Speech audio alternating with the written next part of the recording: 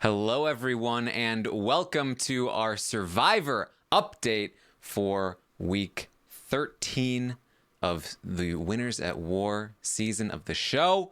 I'm your host, Taran Armstrong, and I have such a lovely guest with me this week. I have Kemi. How you doing, Kemi? I'm good. How are you? I'm doing great. It's always great to talk to you. Kemi played on the most recent season of Big Brother, and she is here now.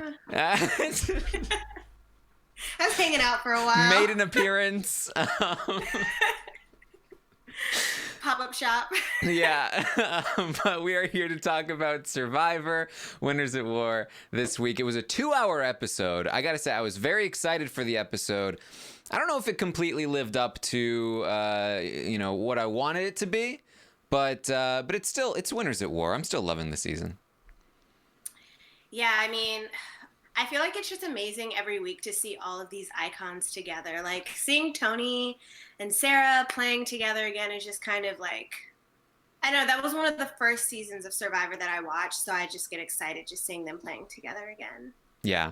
And that's the thing, too. I've seen some people say, like, oh, if this wasn't an all-winners season, like, if you take out the fact that it's all winners, then, it's still a good season, but it's maybe not the greatest. It's not the best. But for me, like, I don't want to take away the fact that it's all winners. Like, that is an essential part of what this is for me. And it's why, for me, genuinely, like, I have really been enjoying this season more than I can remember enjoying any season in recent memory, to be honest. I love the fact that every single one of these players has a legacy that they're trying to contend with, and there's so much history and weight to every single thing that happens in the season. And so for me, I'm still loving it. I'm still excited.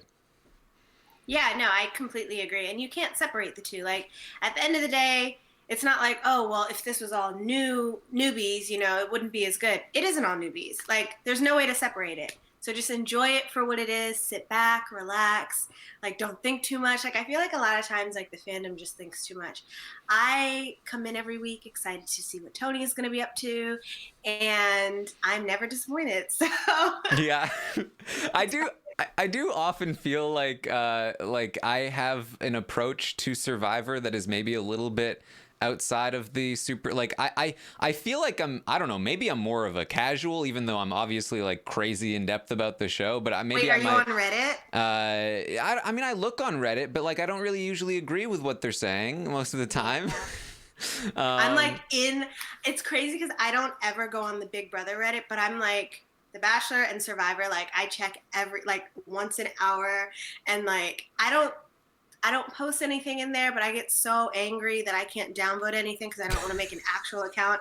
But some people just have. It's nice that a lot of people agree with like my Tony standum or Mm, stand card, stand girling, whatever. But you know, I don't know. I feel like some people weigh a little too heavily on like some, like it's not fair all the time. Like they don't hold certain players to the same standard. Like mm, if some players aren't playing as hard in the beginning, like they give them like a lot of flack for it, and then like you have Tony who was kind of sort of playing possum a little bit, and like everyone's like, oh, he's doing great, like he can't be up mm. to his antics, and it's like well, you could say the same thing about someone else, but you won't because they're not Tony. So Yeah. Yeah. yeah. It's interesting. It's interesting. I do appreciate the subreddit's love for Yule. So I'll give them that. Oh my god, I've never seen Yule's first season, but I love him. Like I love people who just have like a calming like Hmm. presence in the game, who aren't, because you can't have that many chaotic people in the game, not at once. So like you have like Parvati and Yule who just are just nice auras, I guess. No, let me not use that word. But like just nice people to have as like a buffer in the season, even though they're great in their own rights. All right. Well, let's get into the episode. So we're gonna run through. Wait, really fast. I think your microphone's like buffering for me. I'm gonna try and take my headphones out because I can't really hear you that well. I was reading your lips. All right. Well, we're gonna do our best, and hopefully you'll be able to hear me. Yeah. That's we'll see how it goes. So can you hear me? Yes, better. All right. Okay. So we start the episode off. We are back from tribal, and Michelle is talking about how things went terribly for me. I don't know. I don't even understand what happened. I thought Jeremy was leaving. I gave him my coin, and I voted him out, but he wasn't going out. And like, I don't even know. Like, they didn't even include me on a plan to save my own ally. Like, I'm really, really not in the know here. I really wanted to play an aggressive game, but I think I took a butter knife to a gunfight. I love that metaphor though. Like I feel like I need to use that at one point in my life. I need to write that down somewhere. That was really good. Yeah. So Jeremy gives her coin back. He says, Jeremy's saying, it's like Groundhog Day. I don't know why I'm so popular on this island, but every single tribal, people are coming for me. And now we're here, and this is the penultimate step in the war. It's about to get ugly. Yeah, I don't know about Jeremy. Like, I feel like if I was in this situation, I would have given back the coin as well. But I don't know. Like, I feel like Nicole doesn't have, or Nicole, oh my God. Michelle doesn't have that many allies. And how much of a bridge would he be burning by just keeping it, especially since everyone knew that it was out there anyways? I don't know. Yeah, I feel like just because it's Winners at War, I would have just held on to it just for the mess. I mean, it's definitely an interesting thought because it kind of might work for you in two different ways. Because first of all, you're keeping the coin, you're keeping safety, but also you're really pissing somebody off who's going to be theoretically going to jury. And Jeremy has a problem in that everybody thinks that they can't beat him in the end.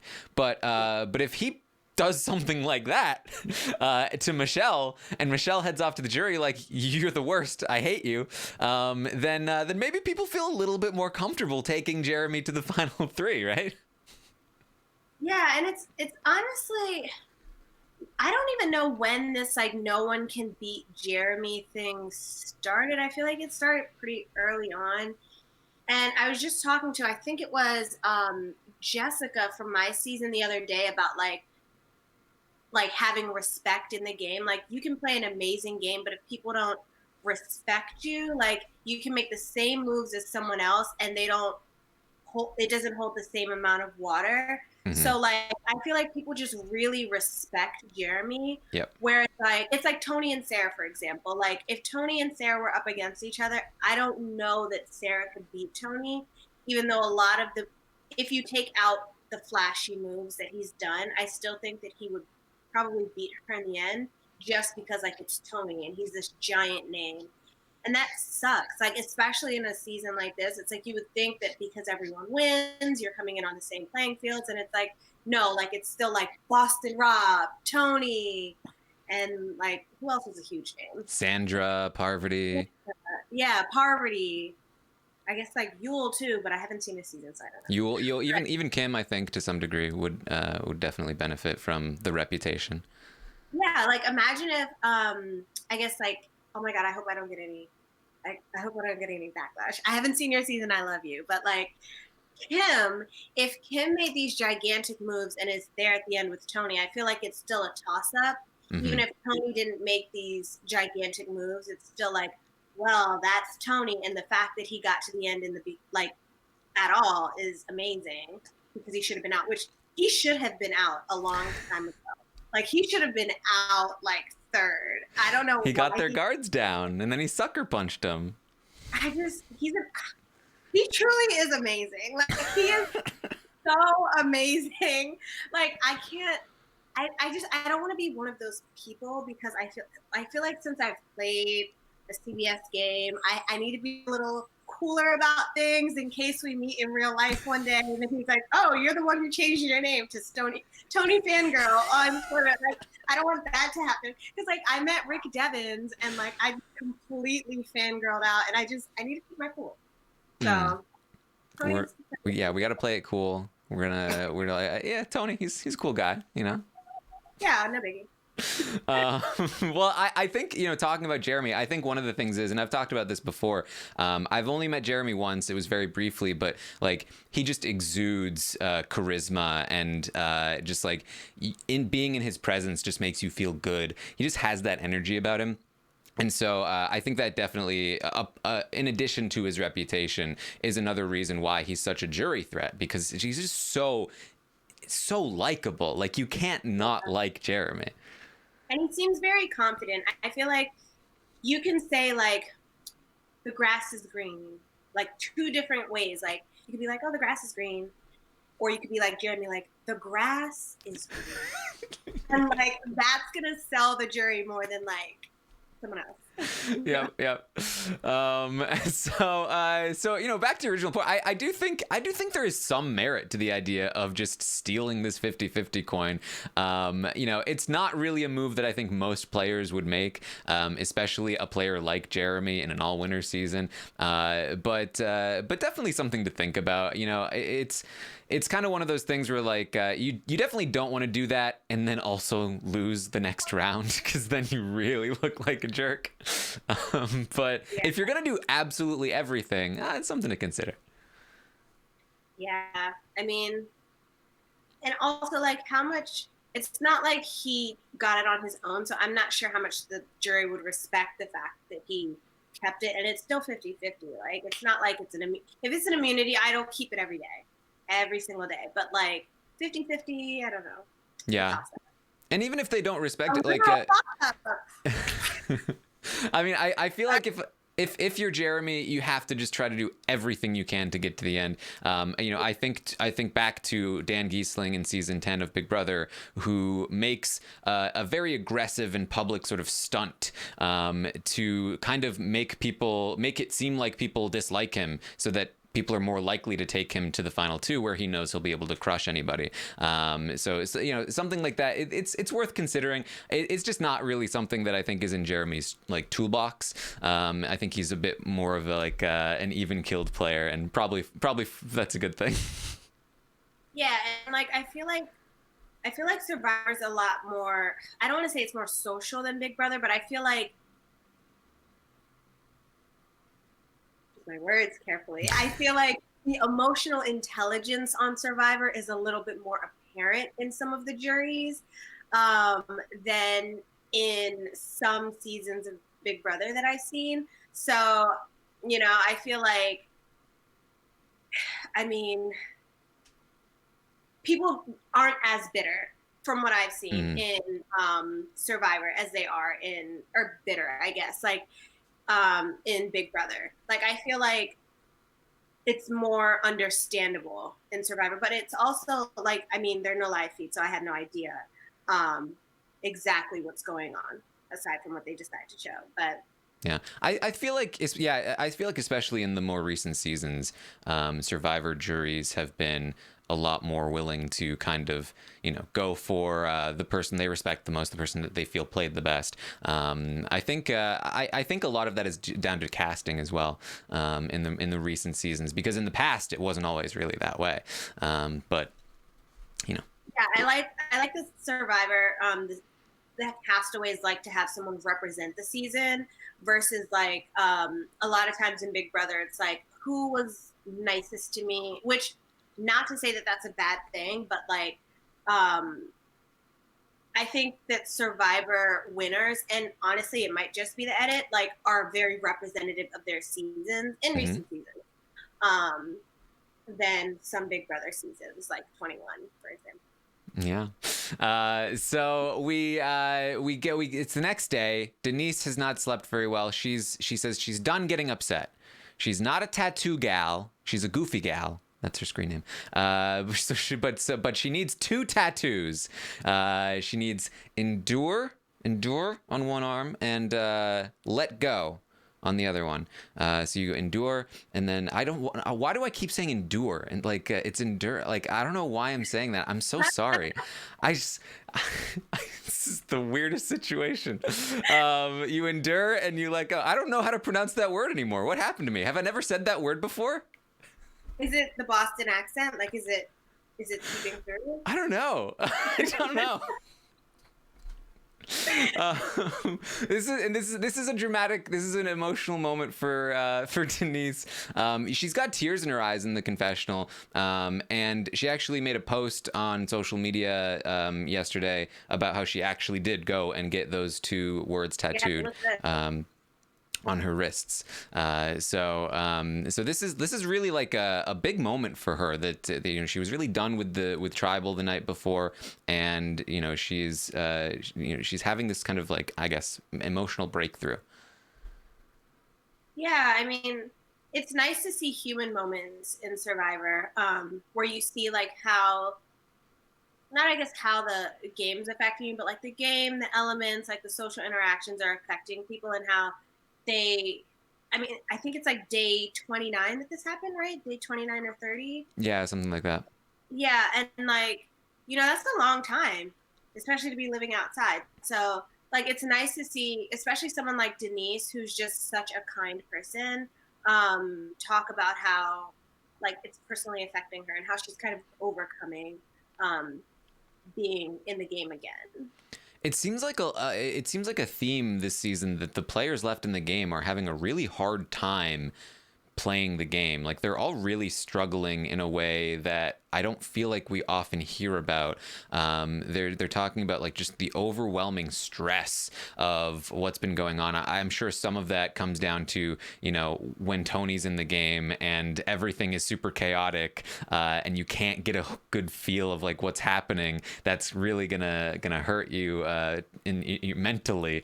But I also imagine that like the pressure of all winners, the $2 million, like it really seems like they're not having a lot of fun playing the game. Like, they are interacting and having fun with each other socially, but the game part is really just dragging them down. Yeah, and I think the fact that a lot of them are friends on the outside, it's like that adds another layer. Like, I feel like when you play the game the first time, you don't really know anyone. So it's like, if I burn a bridge, my life would have been perfectly fine without them anyways. But now, like, some of them have these friendships that are kind of ingrained in their lives, and it's hard to, I feel like it's, I mean, obviously I don't know, but I feel like that definitely adds another layer to like, I don't want to piss this person off too much, because like, this is still my friend and I don't want to hurt them. For sure. Tony and Jeremy seem to be making friends. They're looking at the calendar. They've made an entire calendar with their paints. They always have these like little knickknacks around the camp. I mean, they usually have like arts and crafts to make the merge flag and stuff. Yeah, but I've never seen this, like a calendar. Like, I always thought that they just put little like divots in like a tree or something. Yeah, I feel like we don't often see this level of detail, but they have this whole calendar in front of them. Detail in like the filming, like I don't know if they got like new camera equipment or what's going on, but it's been looking good. It's a good looking show. So Jeremy says, just got 1 week left, 9 days. Tony, no, it's 2 weeks. Oh my God, it's 2 weeks. What are you talking about? This is my favorite part of the entire episode. Yeah, me too. Tony's he just, everything is like with conviction. Yeah. Yeah, it's so good. It's like, no, it's 2 weeks. It's a work week. It's 5 days. It's 2 weeks. Jeremy's like, what are you talking about? We got no weekends on here. We got no days off. He's like, no. It's this is a work day, a day off, no work. Jeremy's like, what do you mean? We're talking strategy right now. We're working. And Tony's just like, no. You're working. I'm not working. And this is vacation. I'm just having vacation in Fiji. You're working hard. I'm working smart. Yes. Smarter, not harder, Tony. So Tony tells us that this is all for fun. Jeremy is a number for him. He can trust Jeremy. He wants to keep Jeremy around because he's worried that if Jeremy goes, then those hyenas, they're gonna come and get me. The hyenas in the game. And so he goes and he talks to Sarah about it. And they talk about they need to keep Jeremy around. They also talk about how it was 6 years ago, Cops R Us was formed, and the plan is, Tony tells us, to take Cops R Us all the way to the end. And this really did sort of like strike me, like when I watched Kagayan the first time and they made the Cops Are Us alliance, never in my wildest dreams would I have anticipated this might be the most dominant Survivor alliance of all time. Yeah, I mean, I for me, I feel like it's a lot of it. So I have a hard time separating like people's personalities from their actual strategy. And it's like, it's so intertwined with Tony. Whereas like, I feel like it's very distinct with Sarah. Like Mm-hmm. it's either like her strategy is completely separate from her personality. Whereas I feel like Tony's so chaotic that it's hard to like distinguish like where his personality ends and like the strategy begins, which is why I think he's so amazing to watch and so amazing to watch win this season if he wins, hopefully. But oh my god, knock on wood. But like I feel like that's what makes the alliance so dominant, because you have Sarah who's kind of not in the background, but like you have Tony who's this obvious threat in front of her. And I don't know why people aren't like I don't understand why people aren't targeting them. Like obviously they played together before. They're friends in real life. They're both cops. They both won. Like she won using his strategy, you know, so she says. So like not so she says, but like yeah. So I just don't get it. Like one of them has to go, preferably Sarah. But Yeah. ideally for them, Tony. I mean, it's strange. I mean, obviously, from Jeremy's perspective, he's got nothing else. He needs Tony in the game. I think if he takes out Tony, then he's the next one to go, and he was the next one to go anyway. Jeremy doesn't really have much choice anyway. You know, Michelle also has just had no power in the game. Just, you know, like she can try, but she's basically just going along with whatever plan is put in front of her, because if not, then what else does she have at this point? Then you have Nick, who I think is the person that's been really snowed by Tony. You know, I don't think he plans on taking Tony to the end, but I think that he feels like he can trust Tony enough to the point where he's going to cut him.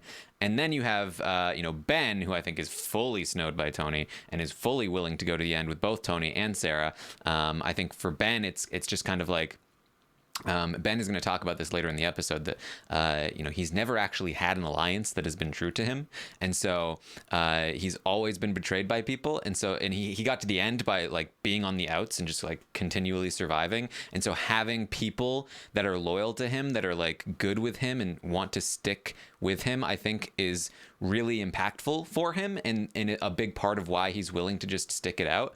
You know, he also just kind of won in his season just by getting there, and he probably doesn't have as much knowledge about, you know, how jury management works when you're not the underdog, if that makes sense.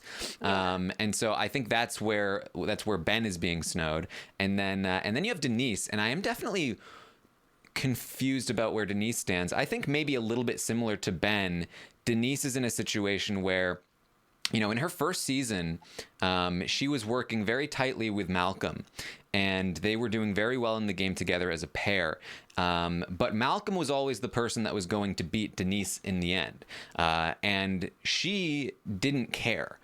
She was fully willing to go with Malcolm to the end, or at least he had a good chance of beating her in the end. But she was fully willing to go to the end with Malcolm until she found out that Malcolm was not willing to go to the end with her, at which point she was like, well, in that case, I guess I'll vote you out. But she also, I think, in her first game hasn't had a lot of experience about like experience with like, okay, jury management. How does this work if I have to get certain people out, or if I have to go to the end in a certain way? I think she also feels like, you know, I got Sandra's head on the wall. I've got some idle place. She talks about it later in the episode. Her bucket list, her survivor bucket is full to the brim. So I think she's just hoping, if I get there, hopefully people like me enough. I've played a good enough game. It doesn't matter if I'm there with, you know, Sarah and Ben. Obviously, she sees that she doesn't want to be there with Tony, but she's willing to go with Sarah and Ben and then have a decent shot. And I don't think that's too wrong. I think that she might have a small chance against Sarah, but I think, unfortunately, I don't think her head is in the right space with that one. Yeah, I mean, I don't know. I feel like Sarah's playing a better game than Denise at the moment, Oh yeah, or at least apparently more apparently better game.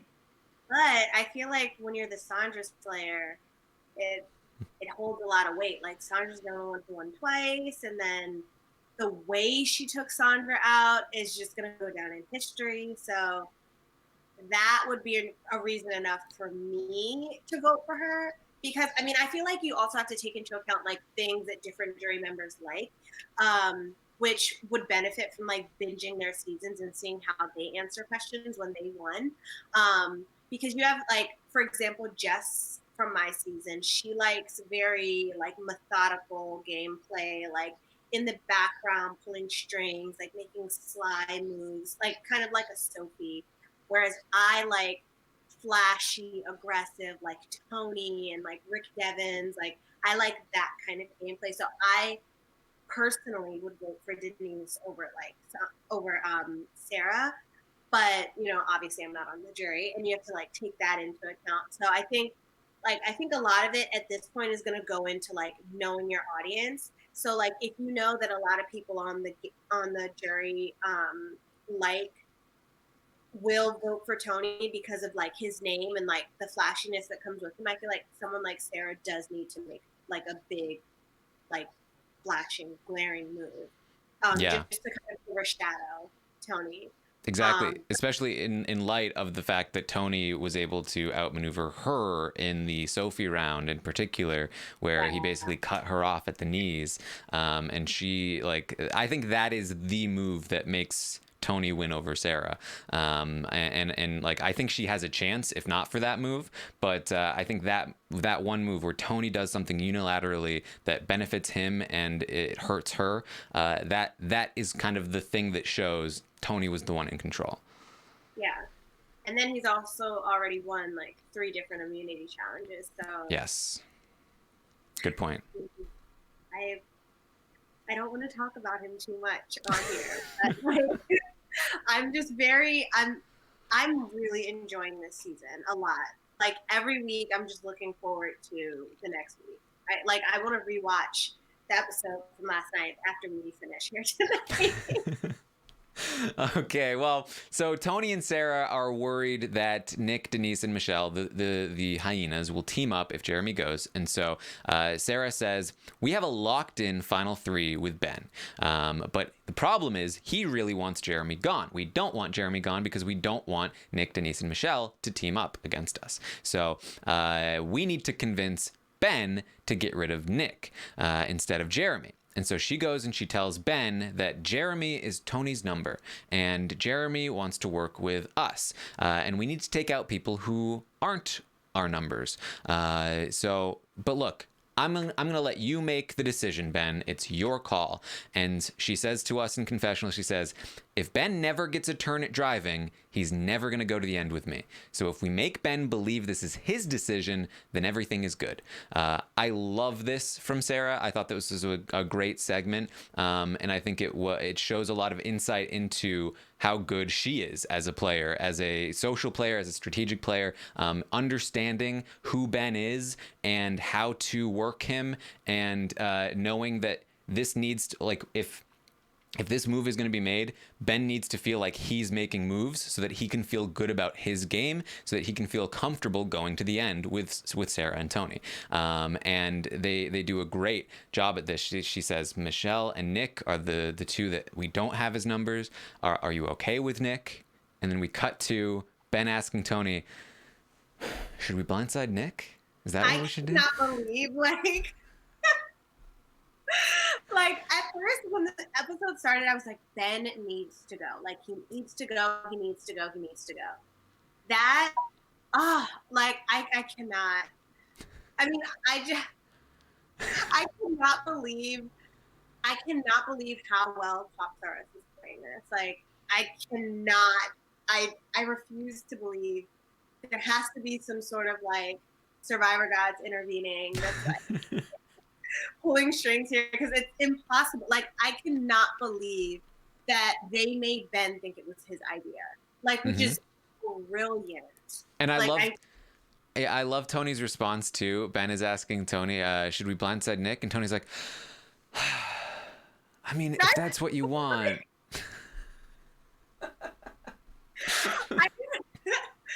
Like, I feel like Tony did that a lot in Kagayan too. Like, he was like, it was very like, I mean, if that's what you feel is the best move, like, I don't know if it's best for me, but like, whatever is best for you is also best for me. And it's like, how does no one see this happening? Like, it's literally, it's Tony. Like, as sure as you can be that Sandra will be the first person to volunteer to sit out of a competition, you know that Tony is like manipulative. Like, I feel like there's certain people that things just are attached to their name.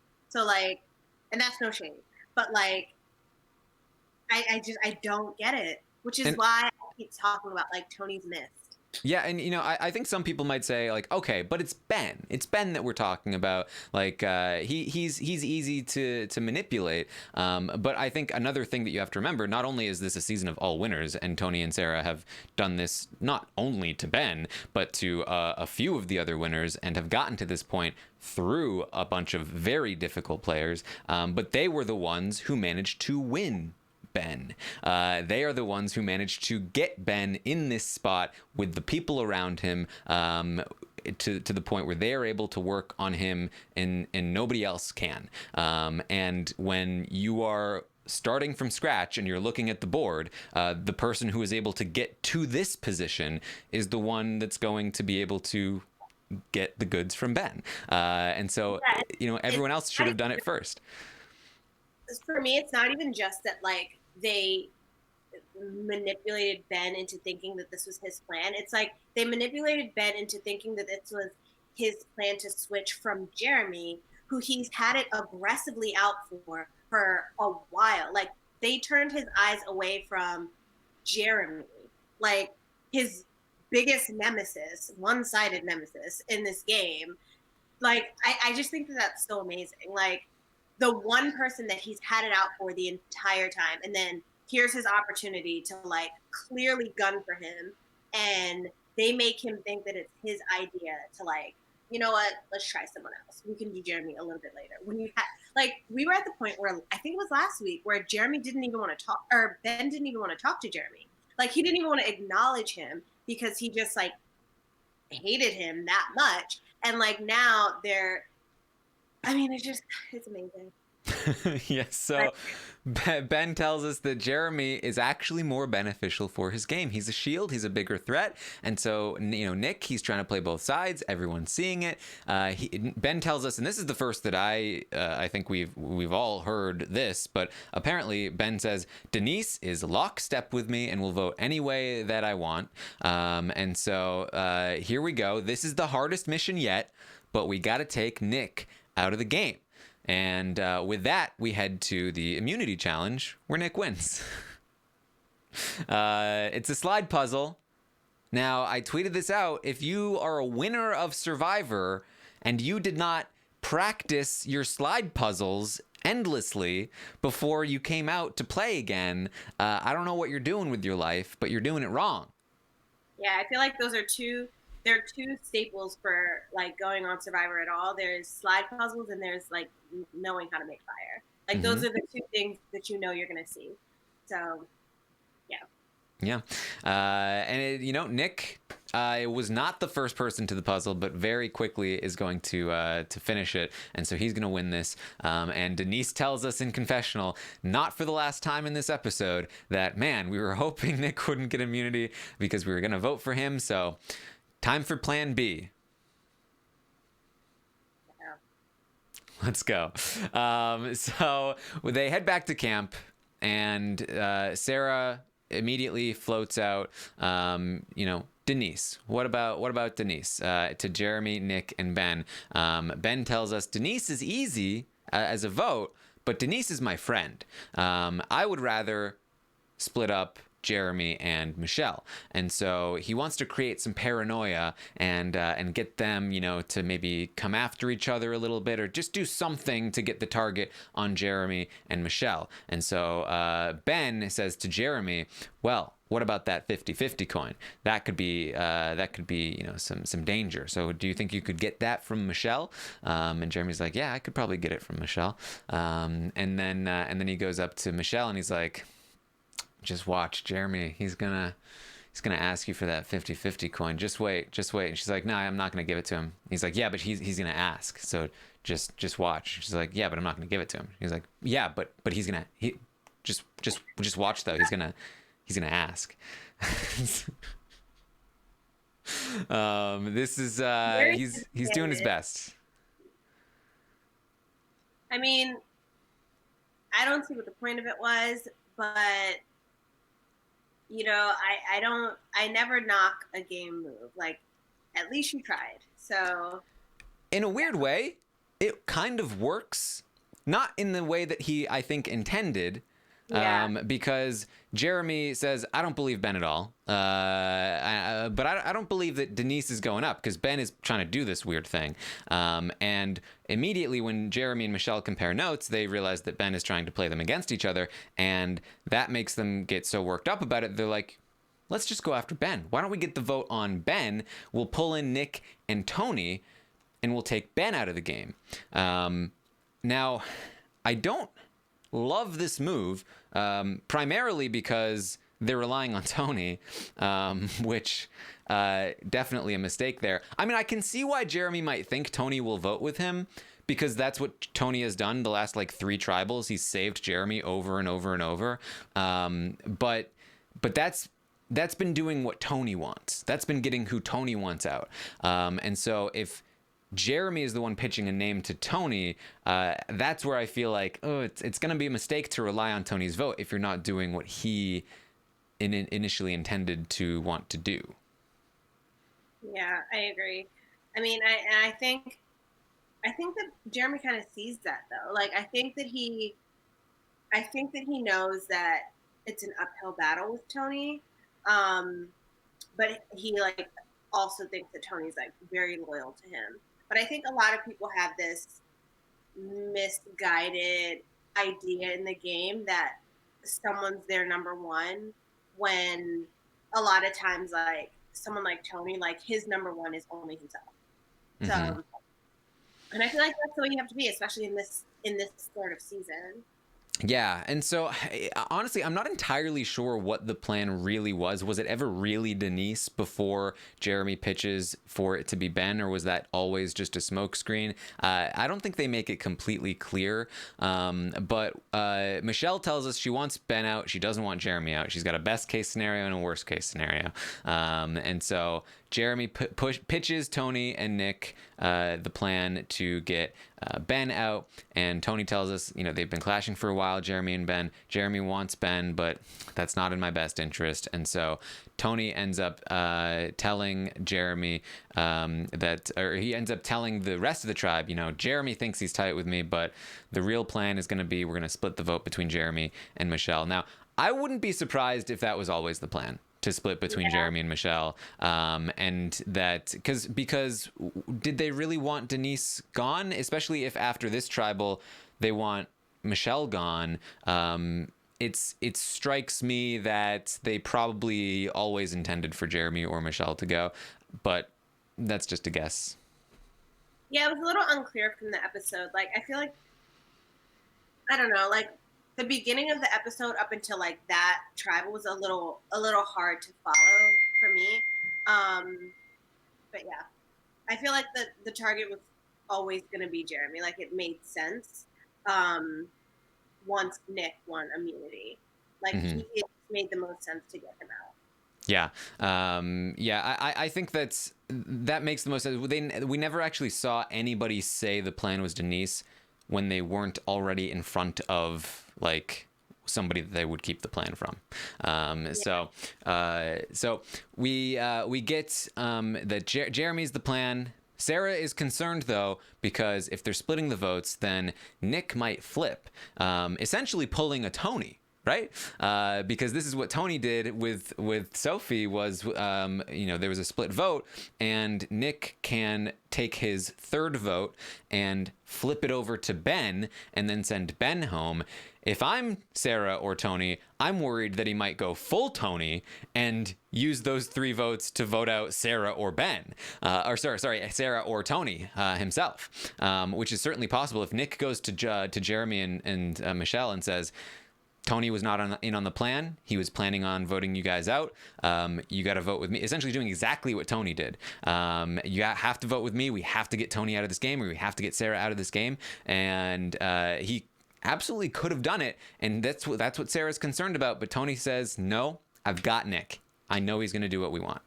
Yeah, and that makes the most sense. That's why I'm like, I don't understand how no one's going after them. Like, they had a clear, not a clear shot, but like, if there's any opportunity to get him out, like he didn't have immunity last night, and he thought that he had Nick, so he wouldn't have played his idol. So I don't get it.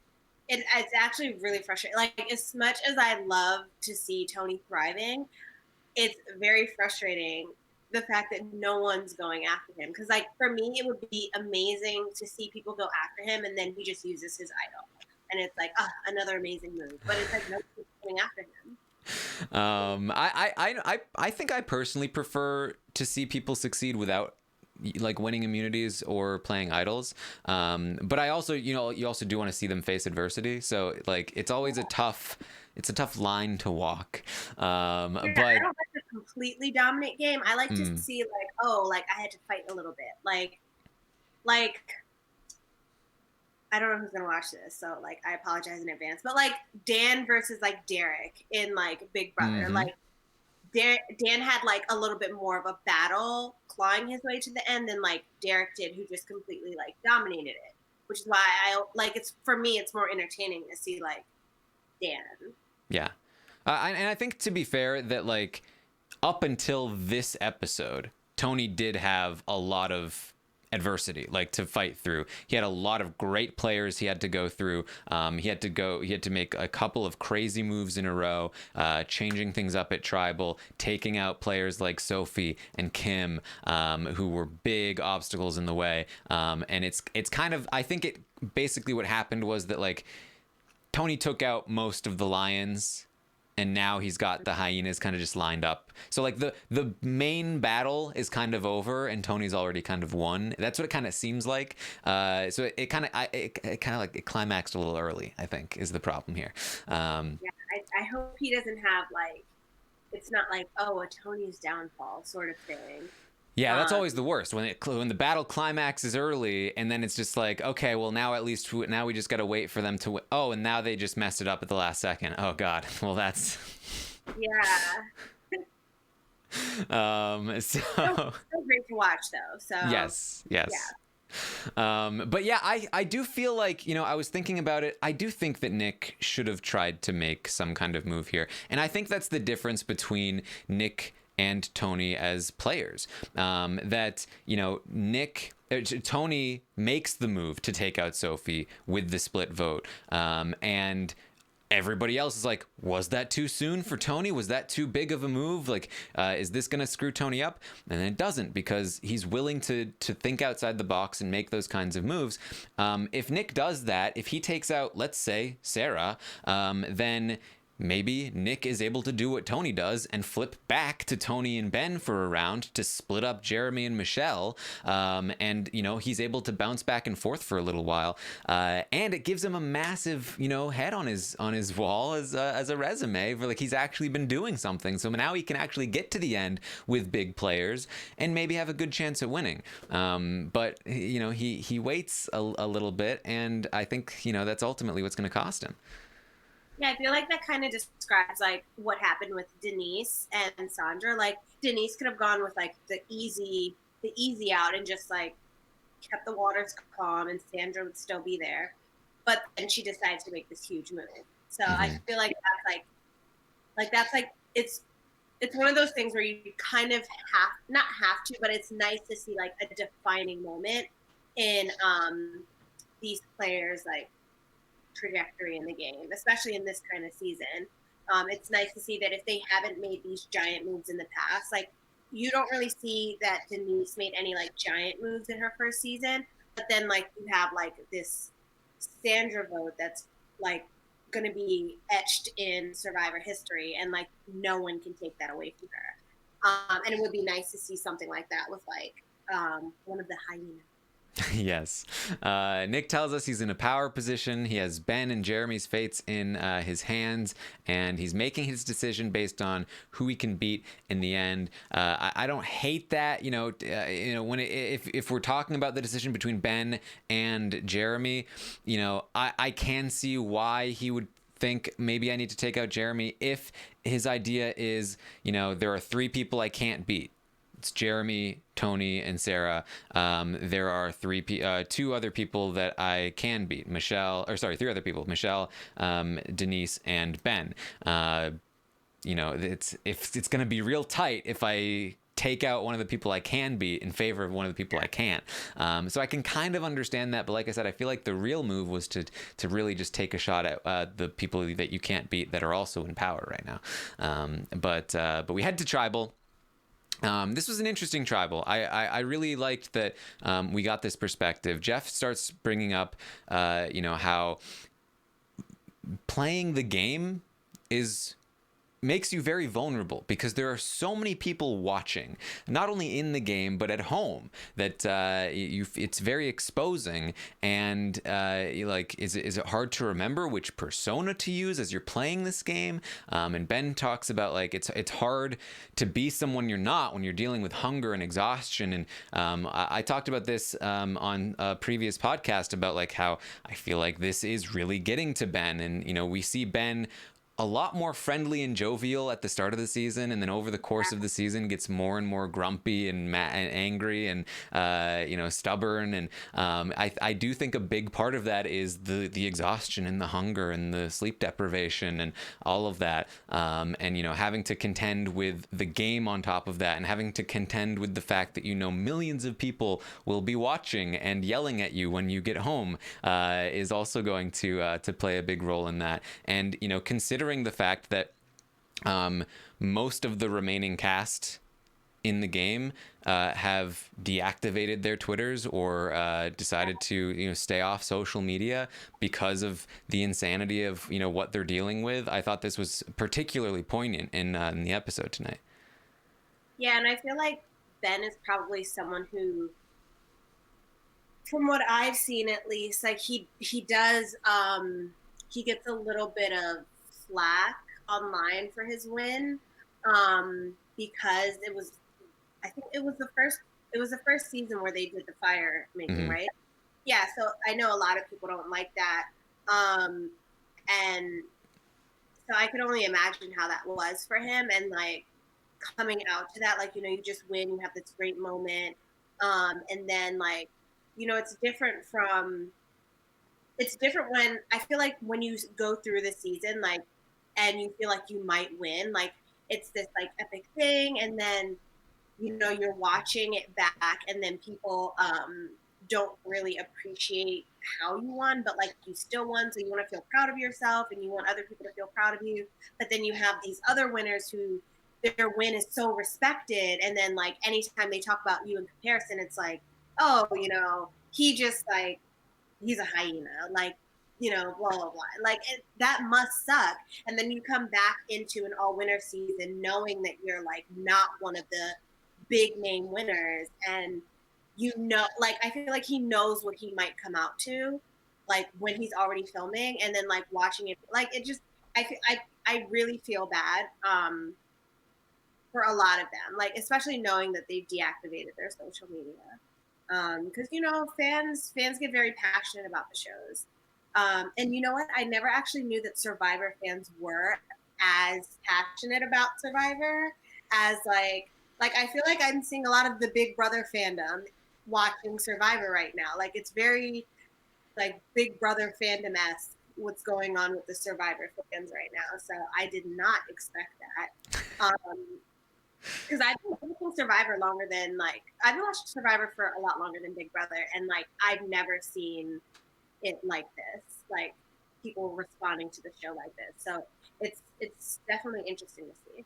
Yeah, I think part of it is on Big Brother, you really get to know the people very well because you're watching them on the live feed sometimes for upwards of 100 days. But on Survivor, you know them very briefly through an edit, much less than you do on Big Brother. And so I feel like normally passions don't get quite as high, but with an all winners season, like these are the people, these are the names, these are the characters that you have lived with for years and respected, and they mean a lot to you. And so I think that it really ignites a lot of the passion that can express itself in some really toxic ways, unfortunately for the contestants. So It's unfortunate because like a lot of it comes down to like the edit. Mm-hmm. So it's like, however, like it might not even be how they are, but like however the network wants you to see them is how you're going to receive them. Like me, for instance, I love Parvati. She's like a breath of fresh air. I love her. And like when she got voted out, I felt like I got voted out. Like I'm like, oh my God, like I can't believe they did that to her. How dare they? But like, it is just a game, so like it's not that big of a deal. But I saw the aftermath of Parvati getting voted out, and it sucks. It definitely sucks. Yeah. Yeah. Sarah says also, when you play with people you know and care about, like you don't want to be a jerk. You don't want to be like cutthroat and just screw people over. And Ben talks about he came back from his first season and he had trust issues with his wife, and he wanted to come in here and trust people. He doesn't want to let the game change who he is. I think again we're hearing a lot of like. I think we're coming to understand Ben's mentality in the game. He just really wants to be able to trust people and have them trust him, and feel good about that and play a game that doesn't rely on idols and fire making and all of that stuff, because that's what people came for him for. And so now he's like, I've got a social game. I'm with some people. They trust me. I trust them. I don't have to have trust issues. I can just play a straightforward game like this. And unfortunately for him, he's dodging the punch from one side. He's going to get it right in the face from the other. Yeah, and I feel like in a season like this, like your reputation kind of precedes you, so it's going to be hard for someone to receive like Ben and Yul the same way, Mm-hmm. So, and that's just preconceived notions, and like, yeah, I mean, it sucks. So it's hard to see, because like for me, like watching Ben, like he's like dancing around the first few episodes, like it looks like he just wants to have a good time, like he's just having fun, like the party, like, and it's nice to see. And then when you see it like slowly decline, like it is really sad, like especially since like I can just like imagine what that's like just from like my season, like how quickly like your spirits like deteriorate in there. So like it was nice to see him so happy and like excited the first like 2 weeks of the game, but like just like when he said like he had trust issues when he went home to his wife, I can't even imagine like coming back into the game so soon. But how do you turn down winners at war, so Mm-hmm. Yeah. So Jeremy says after Cambodia, he wasn't right for 3 months. He couldn't trust his fireman bros. Tony says, at this point, we know which soldiers we're going to be marching forward with, and this is where we're picking our people. And I think he's obviously referring to himself, Sarah, Ben, and Denise. They are the four. Sometimes it's like incredibly, actually. Oh, sorry, what was that? I said Tony's so clinical sometimes. Like, yeah. It's like he seems like such a character, but like his decisions are so cold cut sometimes that like I don't always see it coming. Yeah. So Jeremy and Michelle, they try to go for Ben. I really don't love the decision from, like I said, from Jeremy and Michelle to go after Ben, especially because it relies on Tony. For Jeremy, it does make sense if he can get Ben out, because with Ben gone, it limits Tony and Sarah's options, and they need Jeremy even more. But from Michelle's perspective, losing Ben would be pretty devastating to her game, I feel, because it leaves in only two other people, like Jeremy, Sarah, and Tony, still all three of them in the game. For as good as I think Michelle can make a case in the end, I think it's going to be really hard for her to beat any of those three people. And so that means she basically has to play a perfect game and get exactly Nick and Denise in the end with her, which is basically impossible to do because there's fire making it 4. And so still do not love this move from Michelle, but it is what it is. Tony votes Jeremy out. He says, it's nothing personal. I have to put my emotions aside and play the game. And we come to read the votes. But first, Michelle is going to play her 50-50 coin. And they really made it seem like she might play this for Jeremy. They're like, who are you going to play this for? And she looks over and Jeremy's like, it's actually like ridiculous how drawn out that was. Like, there's no way she's playing it for anyone but herself. Yeah, that was definitely like a 5-second interaction that they turned into 20 seconds. Yeah. But I loved Jeremy's face. And she says, I think I am. You think you are? Jeremy at Tribal Council is like my favorite thing ever. Like, Jeremy and who was it this season? Who did he have like a moment at Tribal Council with? With Ben? No, where they were playing their idols. Was it Sarah? Oh yeah, Sarah and the vote steal. So Jeremy and Sarah, and then I think it was Game Changers. Was it No, Second Chances with Wentworth, where they had like that moment at Tribal Council where they both played idols. Like, I love Jeremy at Tribal Council. Yes. He's always in good spirits. Like, it's always just fun. It's never too serious. So Michelle ends up playing it for herself. She flips the coin. Now, I talked about this when I first saw the coin, which was I would be practicing flipping the coin like every day out there to make sure that I just nailed like, okay, flip it a few times, lands on safe. A few times, lands on safe. Just in case I was the one. That's the robot in you. Yeah. Well, just in case I was the one that got to flip the coin, because I was like, well, surely they're just going to give it to Jeff and Jeff will flip it, right? But then I saw somebody that were like, I saw some people saying, it only flips like a couple times and then it lands. I wonder if she practiced. I tried to freeze frame it as much as possible. It did look like it flipped actually quite a few times before it landed. So I don't know if it was really gamed, but maybe it was. They kind of cut that. She tossed it up and then it cut away. And then it landed, and so you couldn't really see. But Jeff talked about, actually in his recap, he was like, we were so nervous about the coin actually flipping. It was actually really hard to design something that big that would actually flip. So they were just concerned that it wouldn't actually flip. I wonder what it was made out of. Yeah, I don't know. Maybe probably like just like a light wood or bamboo or something. But it flips, lands on safe, and she's like, yes! She does like a little dance, and she says, "Can I keep that?" She's like, "No." You only get to keep it if you keep it in your pocket. That's the only benefit that I would be like, I don't know if I want to play it because it's kind of like a souvenir, but you have to play it. Yeah. Season they might like throw her a bone. But. So Jeremy gets voted out. He's not pleased. He gets up. He's, who did it? Who did it? And you just hear Tony whisper, "Sorry, Jay. Sorry, Jay." And Jeremy says, "Bad move, dude," and starts walking out. They cut to Wendell, who looks quite happy about this. I've been wondering if Wendell is mad at Jeremy, because Jeremy promised Wendell he'd never write his name down, and then that very same day he voted Wendell out. And then later, when Jeremy has safety without power, Wendell was the one that was like, oh, he's abandoning his crew. And I was like, I wonder if Wendell is like a little bit mad. And then they cut to Wendell and he looks so happy.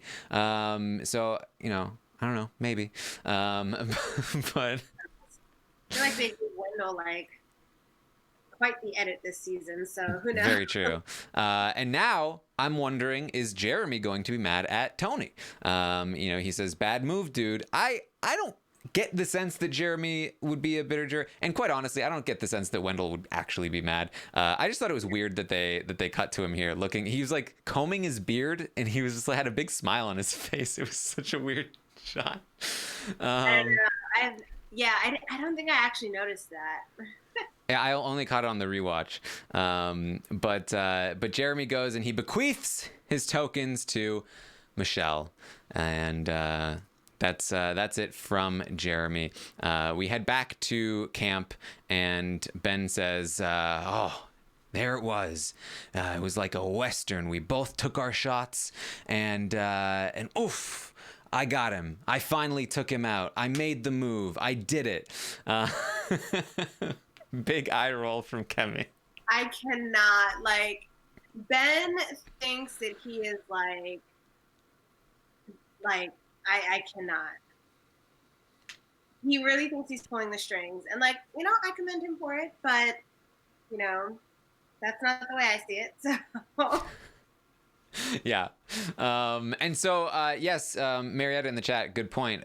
Because Jeremy has 2 tokens to give Michelle, I do believe that means that Tony did, in fact, pay Jeremy back his token when Tony had to borrow his for the extortion advantage or disadvantage.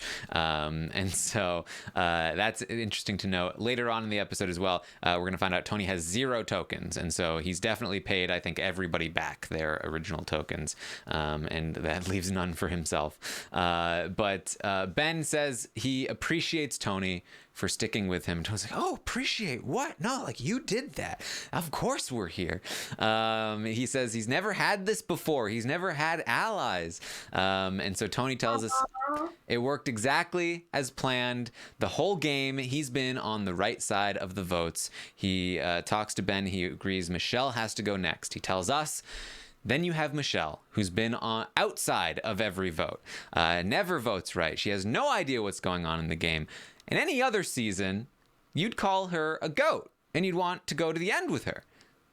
Not on the Super Bowl season of Survivor. You don't want that around. Or you might call it the Superb Owl season of Survivor, maybe. But she's a hyena in the game. Time for her to go home. you know, first of all, I feel like Tony and Michelle are both narrating the entire season. Mm-hmm. Like, that's why I'm like, does Michelle win? I don't know. Like, does she? But at the same time, like, I still really struggle with Ben, because as much as I need him out because I need to see Tony continue to thrive, it's like, I feel so bad for him. Like, he feels so good that he has like friends and they're playing him. So it's like, I wonder how he feels watching it back. Like, I just feel so bad for him. But at the same time, I can't sit here with a straight face while he thinks that he's like Bobby Fischer in the game. And the entire time he like himself is honestly a pawn. So like, it's entertaining to watch, but like the human aspect, I feel bad for him. Yeah, I'm really curious about exactly what Tony means when he talks about Michelle here. He's completely right. Tony has been on the right side of the vote every single vote, except for perhaps you could say the Denise situation when she used the idol to take out Sandra. Obviously, Tony did not anticipate that. But apart from that, he's been on the right side of every vote, whether it's a split vote or whatever. He's always known, and he's always pretty much gotten his way. Whereas Michelle has been kind of on the wrong side of the vote almost every time. She kind of, you know, you could say her and Jeremy both dictated the Ethan vote, you know, way back when. When she was on the tribe with Wendell and Nick, she was on the right side with Yule. But apart from that, not a lot. And they are the two who have the most amount of disparity between being on the right side of the vote versus not. And it was interesting hearing that from Tony, that he's paying attention to that in terms of like resume and, like how he's going to portray himself to the jury, I'm sure. And so I'm interested in knowing what he means when he says, this is the Super Bowl season of Survivor. You don't want that around. Is he saying that I want, the big threats, the people who are worthy in the end with me? Or is he saying what I think he should be concerned about? Just because you're not on the right side of the vote does not mean you can't win in the end. In fact, this is the Super Bowl season of Survivor. If you watch all-star seasons of Survivor, it's often the people that aren't running the show that end up winning. Because all-star seasons of Survivor can have people with egos and they feel upset when people vote them out. So people that didn't vote them out, they feel a little bit better about sometimes. And so I really want to know which of those Tony meant by this. We don't really get exactly an answer here in this confessional, but I thought it was super interesting. I think like what I got from that was like going back to Michelle's first season, like her win, of course, is like not, it's kind of like Ben, like it's not as respected, but it's for a completely different reason. And like her win was mostly because of like her social interactions. Mm-hmm. Like that is something that Tony, not to say he can't rely on, but he can't rely on it the same way that she can. Like she's this like nice person that's just easy to get along with, that everyone likes, and like she hasn't pissed anyone off. Whereas like it's easy to argue that same strategy when you're talking to winners who would respect something like that. So I feel like if I was Tony, like I would definitely want to get her out because of that specifically, because she probably does have friends on the jury and she probably has like explained to them like her season and they've seen her side of it, so they know her gameplay. And they're like, oh, that's what she's doing. It's easy to say like, oh, that's what I was doing this time. And like, remember when I told you about it, like at Halloween, like 2 years ago, like, yeah, I did the same thing here. Like, I wouldn't want that sort of unnecessary drama around me either. Yeah. Especially when I'm working so hard. Yeah, and Michelle is later going to talk about how, getting fire tokens after every like vote out was such a relief to her. It gave her like strength to move forward, not because she had the tokens, but just because it meant somebody cared. Like, yeah. If I'm in the game, I am super concerned about that. Michelle is getting bequeathed tokens left and right from the people leaving the game. That is a physical example of what I'm talking about. Like when Sandra wins Heroes versus Villains, it's because every single person leaves the game like, well, Sandra didn't want to work with Russell. She wanted to work with me. She just doesn't have a choice.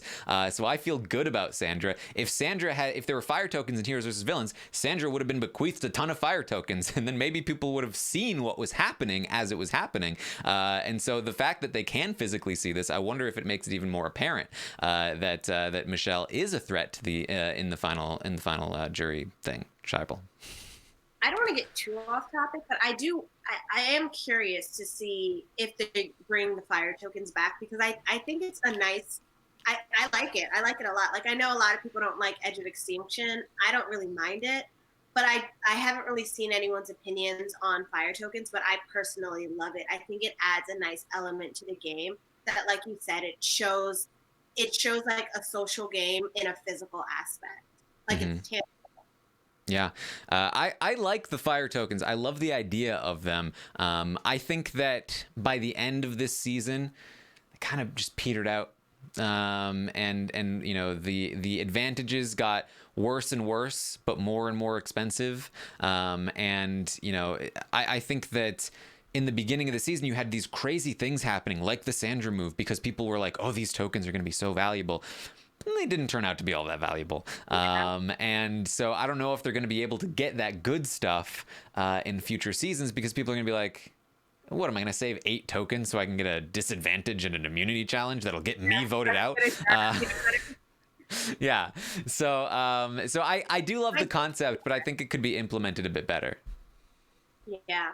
And I think that it's good to kind of see that happen. So if they do bring it back, I mean, I feel like Survivor is one of those shows that actually listens to feedback from their fans. So it's nice. Like they can kind of tweak it where it's necessary and bring it back a little bit stronger next time, maybe. Yeah. So we then get Nick going over to Michelle, and he asks, "Are you okay?" And she says, I was wondering if you could have the balls to come and talk to me. It's like, look, I thought we can't beat Jeremy. And she says, I just want to know what exactly I'm just curious what you think the path to the end is here. And then they cut away to confessional, and I was like, what the hell? I was also curious. I was also Michelle in that situation. I want to know what Nick thinks his end game is. But they cut away and they cut to Nick's confessional where he's not giving an actual answer. He just says, I think I made the right decision because my vote was about building allies and moving forward. I want to know the specifics. Why are we cutting to this vague answer in confessional when he's apparently giving her a direct answer in person? I don't like this cut at all. Survivor, give me the answer. Give me a deleted scene.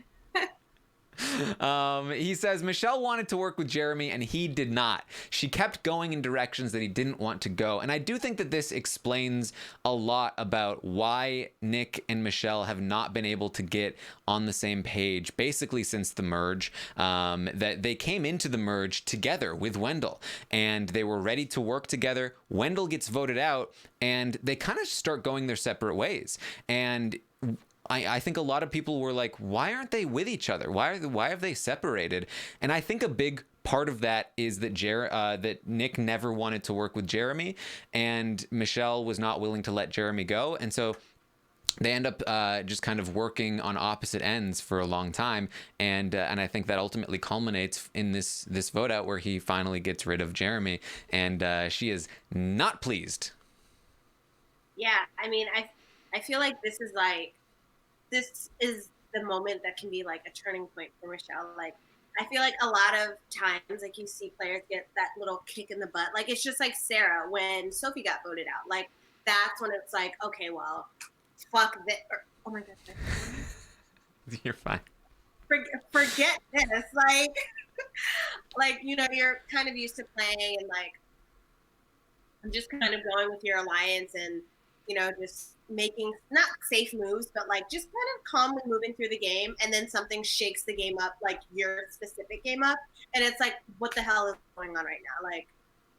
Like there's really no reason that Ben shouldn't be banding together with Michelle. There's absolutely no. And that is absolutely the thing, is that you've got Tony and Sarah left. You have 4 other people who should absolutely be working together at this point. But they're not. They're not. Michelle says, now we're gonna get voted out. What have you done? I'm gonna get voted out. I'm now enemy number 1. Thanks, Nick. Yeah. And Nick says, with Jeremy gone, he wants Ben out next. Playing with Ben is like playing with a stick of dynamite, and he doesn't want it blowing up in his hands. And this confused me. Like, weren't they gonna blindside Nick on his birthday? Like, what was it, 2 episodes ago? Like when they were about to blindside Nick on his birthday, and like now he's working with them. I would feel so personally attacked if someone was trying to blindside me on my birthday. Like, that's a vendetta that I could hold on to. And like, yeah. Well, so here's the thing for me. Like I said, when it came to Nick's decision between Jeremy and Ben, I think he makes the right decision to vote out Jeremy. Michelle is mad about it, but that's because and honestly, it benefited her even more than it benefited Nick. But she's mad about it because Jeremy's gone, and that's fine. But I think it was the right call between those two. But I think the real right move, again, would have been to flip it around on Tony or Sarah. But okay, I get it. Nick doesn't want to make the crazy big move. He doesn't want to go for Tony or Sarah in that round. He needs to make sure that at least somebody that can beat him in the end, aka Jeremy, goes, and somebody that he can beat in the end, aka Ben, stays in the game. All right, that makes sense to me. What doesn't make sense is then the very next round saying, well, okay, now I want Ben. Now I don't understand the decision before. Yeah. Why did you vote out Jeremy if you wanted Ben gone the next round? That doesn't make any sense to me. I really want to know what Nick's thought process is here and what his end game is, because getting rid of Ben, again, it just makes no sense. It leaves Nick in a position where he basically needs to get to the end with now only Michelle and Denise. It's a very, very specific final three that he needs to get to if he wants to win this game. And with fire making, you cannot control the outcome. You can't control who is going to sit in the final three with you. You have to have an extra option. You have to have 3 people that you bring to 4 that you're comfortable sitting in the end with all of them, because you can't control how the fire works. And, you know, you can say, okay, maybe somebody's coming back from Edge, so maybe he can sit, but no. You should never want to sit in the end with this person from Edge, because they probably just hung out with the jury for 30 days. They should be the last person you want to sit next to in the end. So Nick needs this extra buffer, I think, if he wants to win this game, but he decides he wants to take Ben out instead of going after Tony or Sarah or whoever. That just doesn't make sense to me. If that was the plan all along when he voted Jeremy, I don't know why he stuck with voting Jeremy. I just don't get it, and I wish I knew.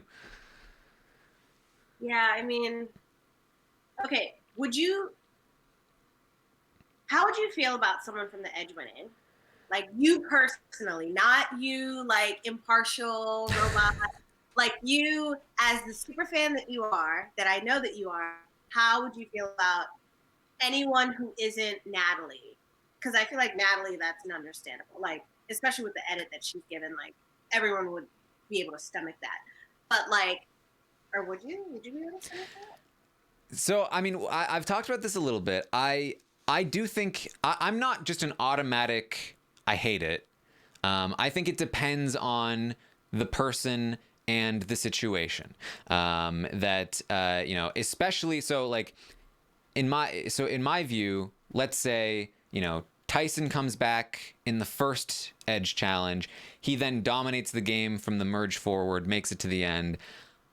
I can see where I'd be okay with that win, because he was in the game for most of the time. He came back. Okay, that's mostly fine. When somebody comes back in the final 6, and then they have an idol for 6, and they win immunity at 5, and they win 5, like, let's say it's Tyson comes back at 6. He has an idol for 6. He wins immunity at 5. He wins fire making at 4, and then he wins because all of his friends are in the jury. I'm not okay with that. I love Tyson, but I'm not okay with that. I don't love that.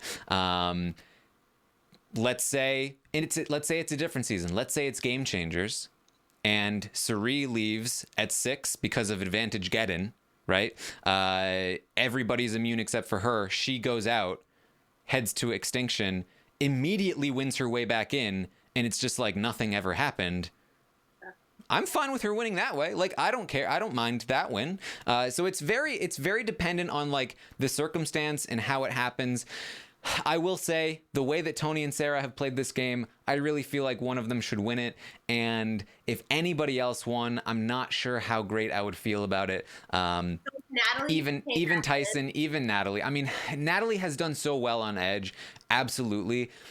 But at the same time, like, she was the first one out. She hasn't been in the game at all, and that kind of sucks, you know. Like she's done great on the Edge, yeah, and she deserves something for that, but I don't think she deserves the win for it. I don't know. So how much do you think, like, the fire tokens impacting the actual game come into, like, your opinion on that? Because I feel like a lot of the things that Natalie's done on the Edge have impacted the game in some way, like in for sure, a technical way, but not enough for her to win and you, like, be able to feel satisfied about it. I mean, like, yeah, like, I guess if Natalie had been strategically giving advantages to certain people so that she could control the game from Edge and influence it, and then get she somehow manages to puppet master the final 5 who are exactly the right people so that she can come in and then just immediately not even have to use idols or win immunities, and, like, just convince the people remaining to let her go to the end because she managed to get the right combination of people there. Like, I could see how that is a pretty impressive way to win. I don't think that's what's happened, though. I absolutely give credit to to her for finding the advantages and everything on Edge. I think she absolutely deserves to come back in and, you know, make a run at it. Maybe even make Final Tribal and, you know, get some runner-up money. But I would be a little upset if she won, just because it's like, you know, the other people, they played the actual game, and, you know, yeah. Yeah, I understand that. That said, you know, and we'll talk about it some more. I think she absolutely could win the game. I think it's totally possible that she wins the game. A lot of people are saying these are winners. They'd never reward somebody that came back from Edge. I've said all season long, the entire concept of the Edge of Extinction requires a mental sort of justification in your own brain. If you are sitting on Edge of Extinction and you have a chance to come back into the game, you obviously are going to do whatever mental gymnastics you need to convince yourself that you would deserve to win if you got back into the game. And so if you do those mental gymnastics, the path is already built for anybody else that comes back from Edge of Extinction. And on top of that, you've just spent a ton of time bonding with them in a situation where, you know, you're comforting each other and all of this stuff. So I think there's a lot of reason to believe that somebody that comes back from Edge could absolutely win the game. But we'll see. Yeah, and I think that, like, you see anyone who sees, like, all the things that Natalie's doing on the Edge firsthand, like how she's, you know, figuring out these clues and then smashing the other one so that other people can't figure it out, or like she's running up and down this hill and she's completing it first, or running back and forth with these, I don't even, like, coconuts or whatever they have. Yeah, the coconuts. Yeah, and she's finishing first. Like it's amazing, especially if you're seeing it firsthand and seeing how it's impacting you and how strenuous it is on you and mentally taxing it is on you, and you just see her beasting her entire way through it. I think it gives a certain level of respect to her that you would be able to vote for her, especially if you are, like, you know, laying on some sticks with her at night and she's telling you, like, stories about CrossFit. Like, you know, you're bonding with her and then you're also seeing how amazing she is firsthand. Like, I'm seeing how amazing she is 8 months later and tweeting about it, and I couldn't even imagine seeing that firsthand, and I would vote for her. Yeah, and like, if again, like, if you think about it, yeah, these games, it's always important to look at, you know, motivations, like how people are going to act, their self-interest, their incentives. You have zero incentive to not just make a pact with everyone at Extinction because it benefits you and there's no downside. Yeah. Hey, if any of us get there, we're all going to vote for you. And everybody has a reason. There's no reason to say no to that. Why would you say, no, I don't want you guys to vote for me? Like, right? Do you think that would be allowed? I mean, I don't know how they're going to stop it, right? Like, they're just sitting there on Edge for 30 days. That's true. That would suck. If that happens, I don't know. That would suck. That's I think the structural problem with Edge of Extinction that needs to be solved is that it incentivizes players to do that, and I don't think anybody wants to see it. Yeah. So, we heading back to camp. Michelle is telling Nick we're at the bottom. She tells us there's nobody out here that wants to take me further than where I am right now. My back is against the wall, and they have not seen sassy Michelle from Jersey yet, and so I'm about to go out fighting. This is Michelle's underdog edit. It's here. I love it, honestly. Love it. Yeah. So the next day, Michelle says, I'm so mad in this game. I've been more mad in this game than in, like, the last year of my life. I don't trust anybody. Nobody trusts me. I'm the only one willing to throw things at the wall because I've got nothing to lose. And so she goes to Sarah and she says, I know I'm next. And Sarah's all like, oh, Michelle, you're not next. Don't be like that. And Michelle's like, come on. Michelle says, do you want to win the game? Sarah's like, well, of course. She's like, well, you can't beat Tony. Sarah's like, you don't think so? She goes, hell no. She makes a face too. This episode made me love, or this tail end of the episode made me love Michelle. I was like, you better tell her what we're all thinking, Michelle. Like, You gotta Michelle, say what needs to be said. yeah, Michelle knows how to be an underdog. She is tailor made for the underdog edit. She says perception is everything, and Tony seems to be running the show. It's true. Um, Like mhm, she did not lie. She yeah. 100% did not lie. Part of this too is that like, for all we know, this is what creates the perception that Tony's running the show.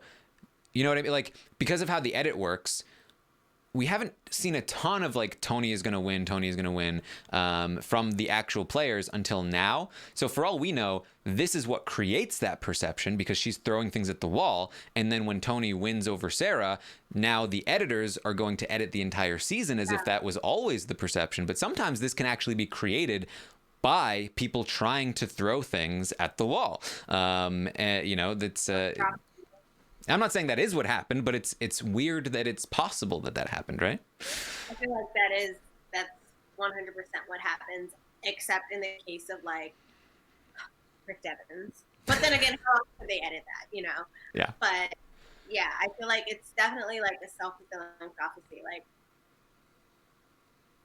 Like they can only work with the material that they have, and like when people say things, like you have to take them into account. And like Tony gets very far, and like Tony is Tony, and Sarah. I mean, Tony's always going to be a bigger name than Sarah, no matter what, and it's easy to edit it that way. So like, yeah. So Sarah is going to immediately just rat Michelle out to the rest of the tribe. She says, at least she's trying, but this is why Michelle needs to go. She's, I think saying this to Sarah was the wrong person to say this to. You think she's pissed? I feel like Sarah was pissed. Exactly, because Sarah has a lot of confidence, I would say, is the way to put it, maybe. And Yeah. you Definitely. say something to Sarah that implies that she's not the best and that she's not running the show. Like, she's going to be mad at you for saying that. She's like, how dare you spread that? Like, get out of here. I am running the show. And I do feel like we're kind of being set up for the Sarah storyline being that she was just too confident in her own game and underestimated Tony's, which is interesting because coming into the season in her pregame interviews, a lot of people thought Sarah wouldn't make it very far because she seemed a little too full of herself and her chances of winning. She's like, I'm the best. I took out Sandra. I won the Game Changer season. I'm the best player. And everyone was like, Sarah seems a little iffy. I want to go after her. But then in the game, she's done super well. And I think that, of course, probably just only served to confirm to herself that she's the best. And so she genuinely isn't afraid of Tony. And so when Michelle comes to Sarah to say, Tony's going to beat you, just get out of here. I do wonder if Michelle had tried this on Tony and said, look, dude, you can't beat Sarah. She's got you strategically. She's got you socially. You can't do it. I think Tony would be a little more receptive to Michelle. I don't think it would have worked, but I think Tony's the better person to go to. I think you're right. Like I think Tony would have been like, "Oh, is that like I think he's confident enough in the game to know that like obviously like he's playing the best game out there, but if it even seems like it could be seen that anyone's playing a game that's close enough to him, like he would go after Sarah. I think so. Because like I think he like Tony like and again, like I don't want this to be like, Kemi's Tony fangirl moment, but like Tony is a great player. And like he's very smart. And I think the way I would see it is like I don't want people having a reason to even think about writing her name down. I don't want it to be an S scratched out into a Tony. It needs to say Tony in bold letters with stars around it, little heart on the side. Like I want you to take all your time up there decorating my win card. Like that's it. And like I feel like Tony would take that as like, well, maybe people might think that like she's playing like an okay game enough that if they all really like her, they might vote for her. So let me just get her out. So yeah, I think that Tony would have been the best person to go to. I'm not sure why Sarah is so confident that she can beat Tony, especially when Tony's made very aggressive and flashy moves.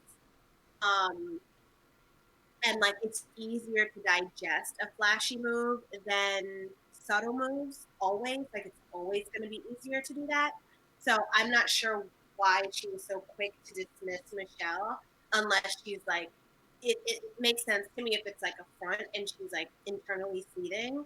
That I can like understand more. But if she truly just thinks that Michelle is like out of her mind, like I don't understand that. Yeah. So we head over to the edge. Jeremy is there. Feels wrong, but he's there. He hates it there. He says the whole night he was running through scenarios. What did he do wrong? What could he have done? I'm sure that is just what's happening to everybody when they head there. Losing like that, you look back, you think like, oh, if I had only done this. But there's a new advantage, and so everyone has a big race to the throne of stone. Wendell ends up going the wrong way, and so Natalie is going to get there first. Tyson says Natalie is queen of extinction. She's become part of the island. So she gets the box. She reads the thing. It's a disadvantage at the next immunity challenge. And something I noticed, more bloody elbows. Ethan has blood running down his elbow when in the scene where Natalie's reading the clue.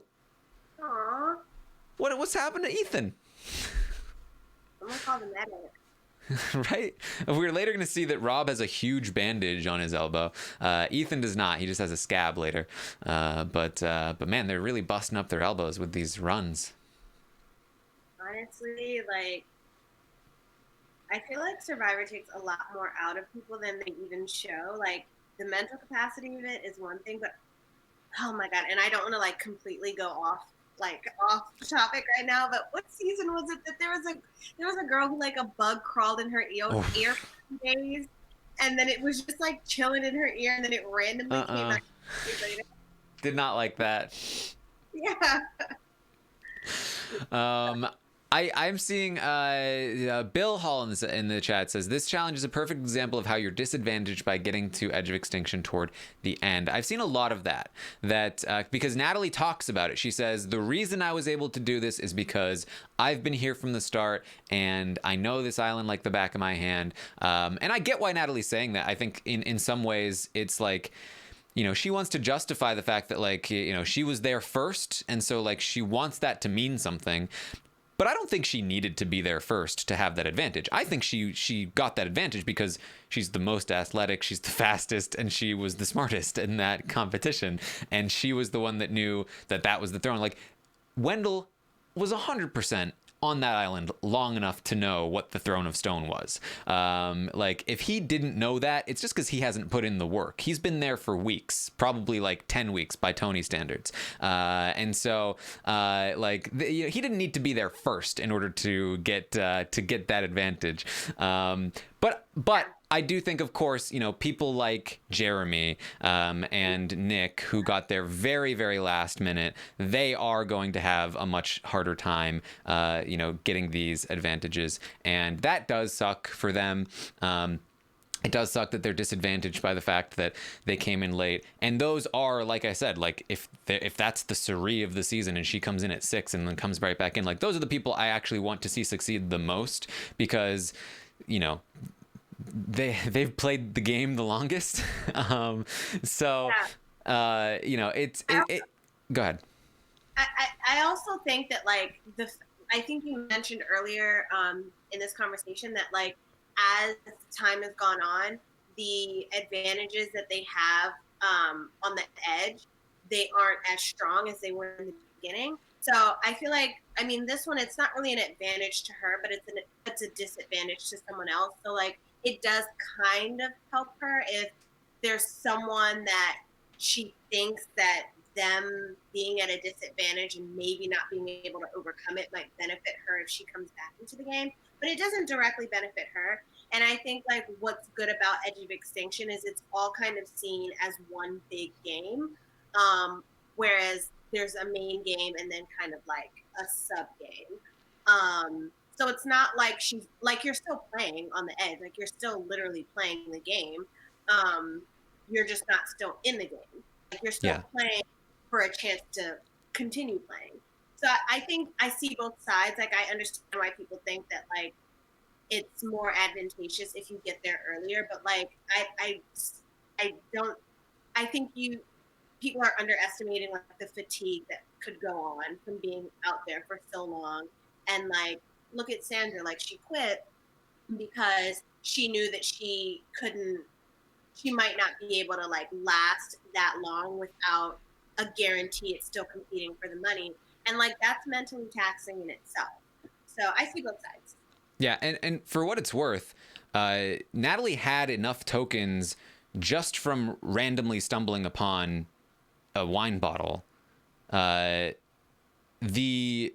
challenge that we saw in this episode literally only served a purpose of giving Tyson an idol, because she already had all the tokens she needed to buy all the advantages for the challenge, because she got 6 tokens from randomly stumbling upon a wine bottle, and then 2 from the coconut challenge, which had nothing to do with how long she was there for. It just was that she was the most athletic. That gave her 8 tokens, which was enough to buy 3 advantages and some peanut butter. And so like she already had more than she needed, and then she got an additional more than she needed, and Tyson is actually the one that benefits from that, not Natalie. So I think like really criticizing Natalie's position or the structure of it is still like doesn't entirely work here. You know, Natalie has all these tokens because of these 2 things. Not, she hasn't been accumulating these things over the course of her entire stay, unless you count like the fact that she already has an idol herself. It really was more so that that she happened to get that wine bottle, and she was just very athletic, and she was able to get that to that throne first. So I do understand the criticism. I think the criticism works mostly for like the last 2 people into extinction. For everybody else, they mostly have an equal shot. I really think that. If you put in the work out there, you're going to have a good chance. If Natalie was not the beast that she is, she would not have all these tokens. She would not have all these advantages. She worked for those things. Yeah, because I mean, Kim was out right after Natalie, and like Kim didn't get there like Kim wasn't. You mean Danny? I'm sorry? You mean Danny? Oh yeah, Danny. Sorry. And like, even though Wendell like took a wrong turn, like Danny was nowhere like near them. So mm-hmm. Yeah. So actually, to continue to be sidetracked, because it's a 2-hour episode, we absolutely need to continue to include extra things. That Parvati and Tyson did an Instagram live today that I watched, and everybody should watch it. It's on Parvati's Instagram. It was amazing. They called it the Peanut Butter Diaries, and it actually explains a lot about what was happening on Edge over the course of the season. I can give you a quick recap of it, but I'm telling you, it will not be anywhere near as good as hearing it from Parvati and Tyson, who told it in a fantastic way. But to give you the highlights here, obviously Tyson buys peanut butter long ago. We saw this on the episode. He buys the peanut butter. He got the peanut butter by selling an idol nullifier to Parvati. And so that's what got him the token to buy the peanut butter. But he wanted to keep it a secret. And so he was scrubbing his mouth out after eating. He hid it. Nobody knew that he had it. He especially wanted to keep it a secret because he knew Rob would be really mad at him. Because like right after he found it, Rob came up to him and he was like, well, the good thing is I'll be able to know when somebody gets it. They won't be able to hide it from me. I'll be able to tell that they're lying. And Tyson was like, oh crap. But then he didn't know that Tyson had it. And he was like, and then Rob was like running around the island for like all night, like 3 times. And Tyson was like, I'm just too tired. He's like, Rob's gonna be so pissed at me if he knows that I found this. And so he really wants to keep it a secret. But the main problem is he can't have Parvati come to the edge, or she'll be able to tell everyone that that the thing was found and that it was sold, and somebody had the token, and it'll be like, well, where's the token? And so as soon as Parvati got to Edge, he hugged her and he was like, I sold you the thing. Don't tell anybody about it. We'll talk later. And so he goes and he shows her the peanut butter, and he decides he's going to share it with her.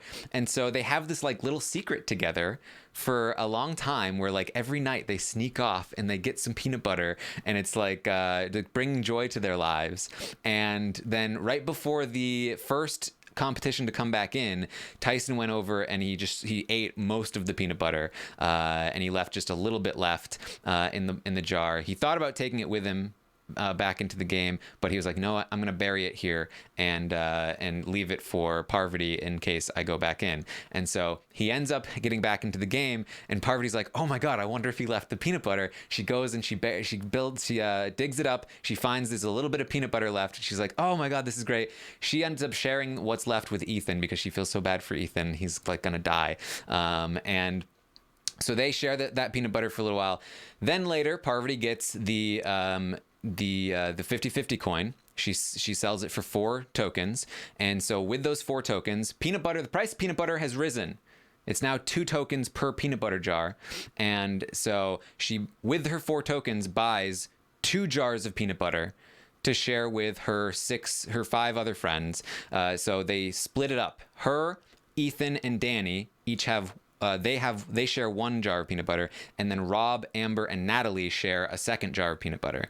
And so they're all having fun. The only people left out are Wendell and Yule, who were the last 2 to get there. Oh, that's so sad. And apparently Yule is always just like, why does nobody share peanut butter with me? After they all figured it out. Did he find out about it on Edge, or did he find out about it after the season? Later, he finds out about it on Edge.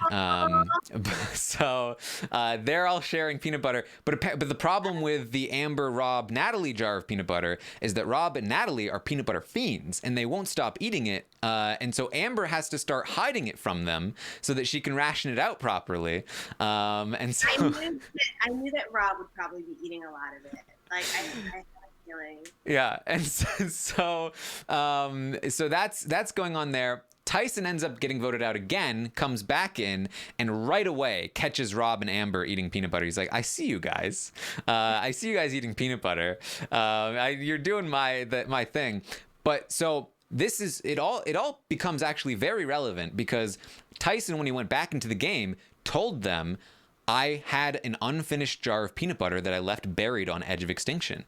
And so he knew that when Wendell and like other people got voted out, that there would be people on Edge who knew about the jar of peanut butter, and he didn't want to give away that he had told Parvati about it, because then everybody would go, why'd you tell Parvati about it, not anybody else? So he had to pretend that jar of peanut butter was still somewhere buried on the island, and that he just forgot where it was. But Parvati has actually secretly finished it. And so after the Parvati 2 jars of peanut butter ran out, everybody started saying, okay, we need to find Tyson's jar of peanut butter so that we have a little bit more peanut butter. So everybody starts searching for Tyson's mythical lost jar of peanut butter. And that's what Natalie was looking for when she found the wine bottle with the advantage, the extortion advantage. And so that's how she found it. She was looking for Tyson's jar of peanut butter that didn't exist. See, and I'm wondering when they placed that, like, message in a bottle there. Mm-hmm. Like, was it always there on the island, or like, and they're just waiting, like maybe someone might stumble upon it, or like, did they know that people were like on the hunt and they're like, all right, let's just like plant something somewhere and maybe somebody will find it? Jeff in his recap said they planted it somewhere they thought people would look, and that spot apparently was one of the locations where Tyson actually had buried the jar of peanut butter. It was just gone, and so they might have known that people were hunting for the peanut butter and decided, okay, well, we know people are going to search here, so let's put it here. But who knows? Never ceases to amaze. But that's the Peanut Butter Diaries. I highly recommend just watching the live, because it was very fun. I hate Instagram Live myself. It's just so hard to like watch and navigate. But this one is worth it. Okay, I'll go watch after this. Sorry, what? They went live today. This was yes. today. I believe Parvati saved it. I think that's what you have to do if you want to watch it back. Okay. So that's what happened there, and then so when Natalie got her 6 tokens, and then an additional 2 tokens from the coconut thing, Natalie bought another jar of peanut butter, and she had that for herself, and then. When she won the 8 tokens by selling this disadvantage to Nick, she then bought yet another jar of peanut butter, which she shared with Tyson, and we saw a little bit of that.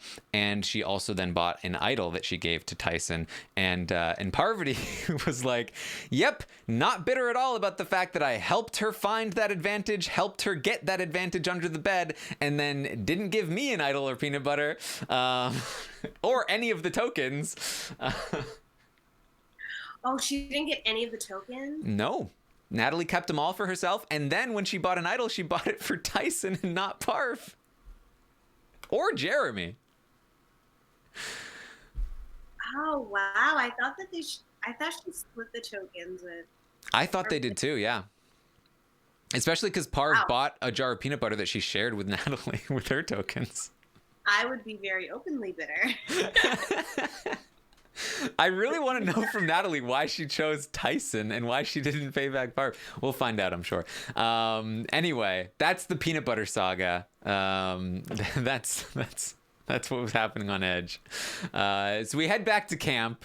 Nick says, "I have been saving my fire tokens the whole game." Now, if we remember back when Nick only had one confessional in like 5 episodes, that one confessional was the person who figures out how to use the fire tokens the best is the one that's going to win the game. And so he's been saving up his fire tokens. He's been ready to go. But the problem is nobody's selling him anything. He's all demand and no supply. But today he finally gets an advantage that he can buy. He's so excited.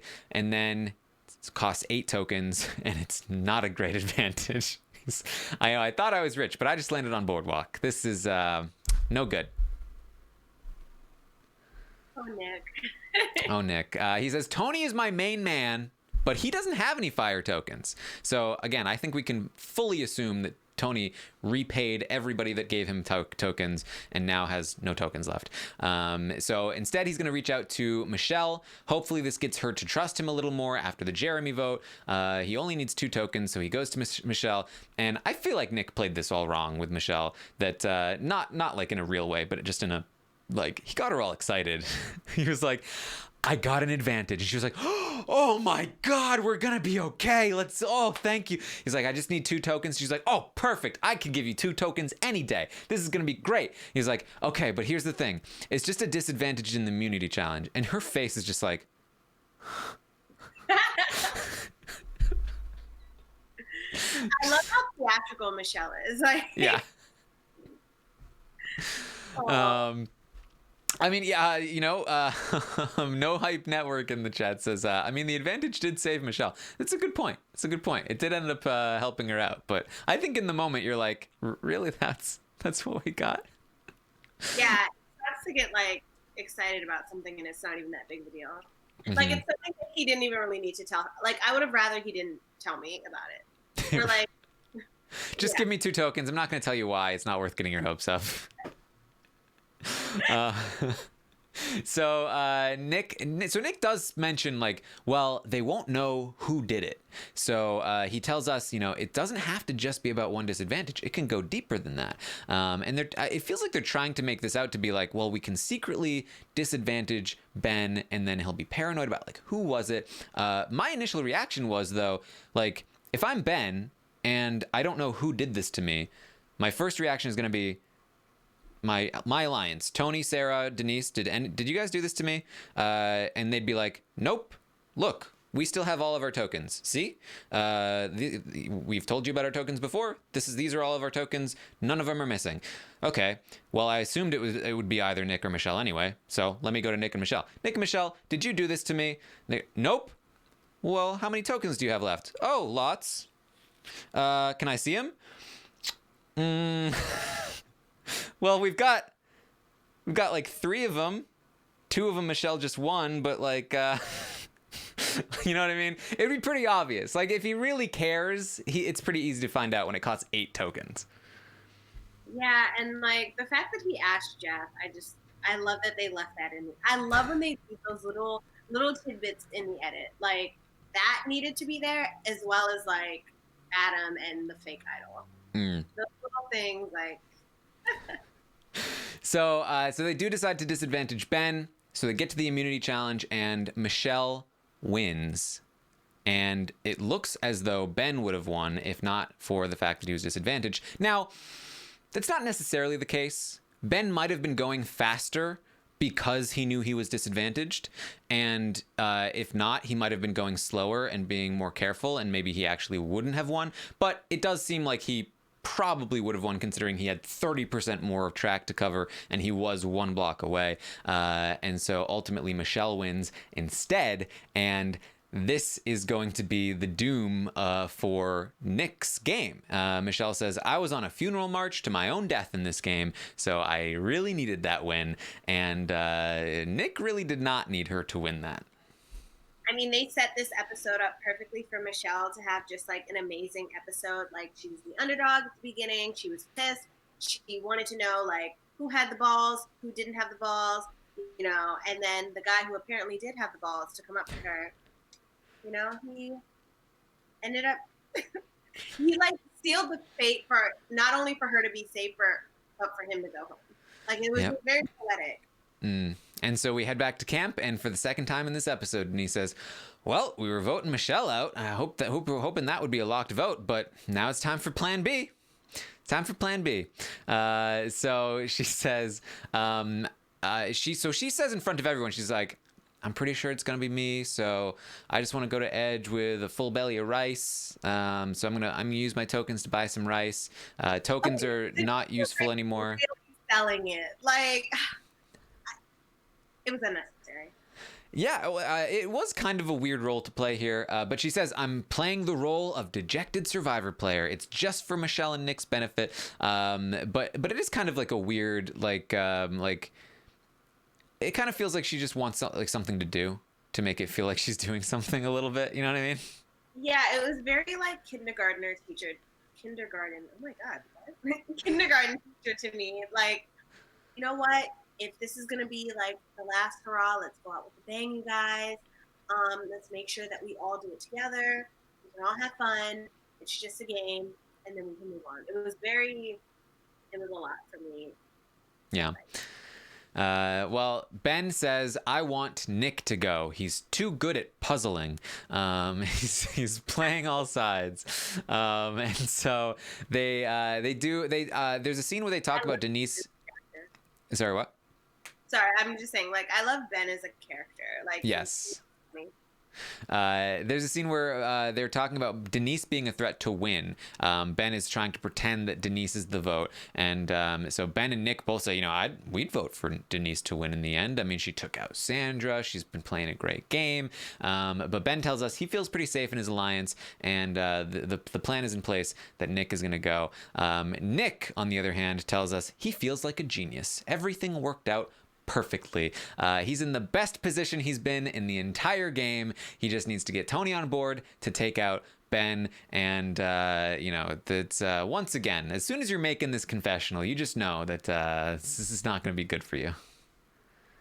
It's interesting the way some people are edited this season. Like, I feel like Nick and Adam are both kind of like not airheaded, that's not the word to use, but like kind of like along those lines. Like, they're not really, like, they don't have it down packed, and like I feel like, I don't know, it's funny for me to watch. Like, I'm trying to watch it very light and not think about it too much, but like, yeah, funny to watch.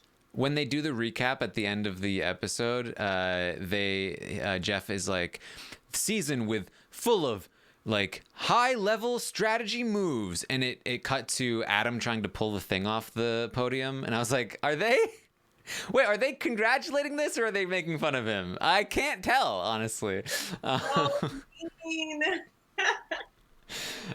So Nick says the plan is he's gonna get Tony on board. So he goes to Tony and he says, Tony, the thing about Ben is that he won his season by winning the Final Four fire making challenge. That is so dangerous. If he gets to the Final Four, you know he's winning that fire making, so you have to basically just pray that you have immunity. Otherwise, you're screwed. And Tony's like, it's a good point. It's a good point. Tony says he'll vote out Ben to Nick. He tells us, I would consider taking out Ben. He's played a very hard game, and he doesn't want to lose to fire. That would suck. So if he decided he wanted to make a move, it would have to be now because Ben has an idol. So he says, but in the meantime, my spy nest, it's collecting dust. I want to put it to good use. This is war, and I need to prepare my counterattack. So he climbs up into his spy nest, and he watches over as Denise talks to Sarah and Ben, saying, I know you guys have a final three, but I think that Tony will win in the end. So what would you guys say to like us three, final three? And Tony says, the spy nest paid off big time because I got to hear a lot of stuff. I do wonder how long he was hanging out in that tree. Like, I can't believe that, like, he's really getting away with these antics again. Like, I can't believe it. Especially Sarah, who knows that he has this spy nest. Like, if I was Sarah, I would be kneecapping Tony all of it. Like, there's no way that I would be loyal to him. Like, I'd be very underhanded. Like, I'd be in his face, smiling, and then, like, secretly trying to, like, stab him, like, in the back. Mm-hmm. So, I don't see how this is going on. Yeah. I mean, obviously Sarah knew about the spy nest, so like I don't think this ultimately matters a ton. But still, it's so funny. And like it could absolutely work. Even like the thing is, like, Tony's game is good enough that he doesn't need the spy nest. So he's really just having fun, I think. It's just nice to see. So to Tony. Yeah, Tony basically says that to us that he would rather Denise be the alternate plan instead of Ben. And I think what's happening here, I don't think he ever really considered turning on Ben. I don't think he ever really considered turning on Denise. I think what he was concerned about is, what if one of them randomly has an idol or some kind of advantage, and the person that they vote for goes home? If that's the case, then okay, I'm fine losing Ben because he'll beat me at fire. Then he hears Denise, and he's like, actually, I'd rather it be Denise. And so he goes back to Michelle and Nick, and I actually love what he does here to make this work. He says, I've been trying to talk to Sarah because we need to get Sarah on board if we want to take out Ben, and I haven't been able to talk to her. Ben is just constantly around her. So I don't know if we're gonna have time to talk to her. I think we just have to stick with the Denise plan for now because that's the last thing she heard. And then if I get a chance to talk to her, we can switch it. But for now, I think we just have to stick with Denise. And Michelle tells us, man, I wanted Ben, but it's hard to get people on board with what I want. So I guess we're back at square one, and it's Denise, and it completely works.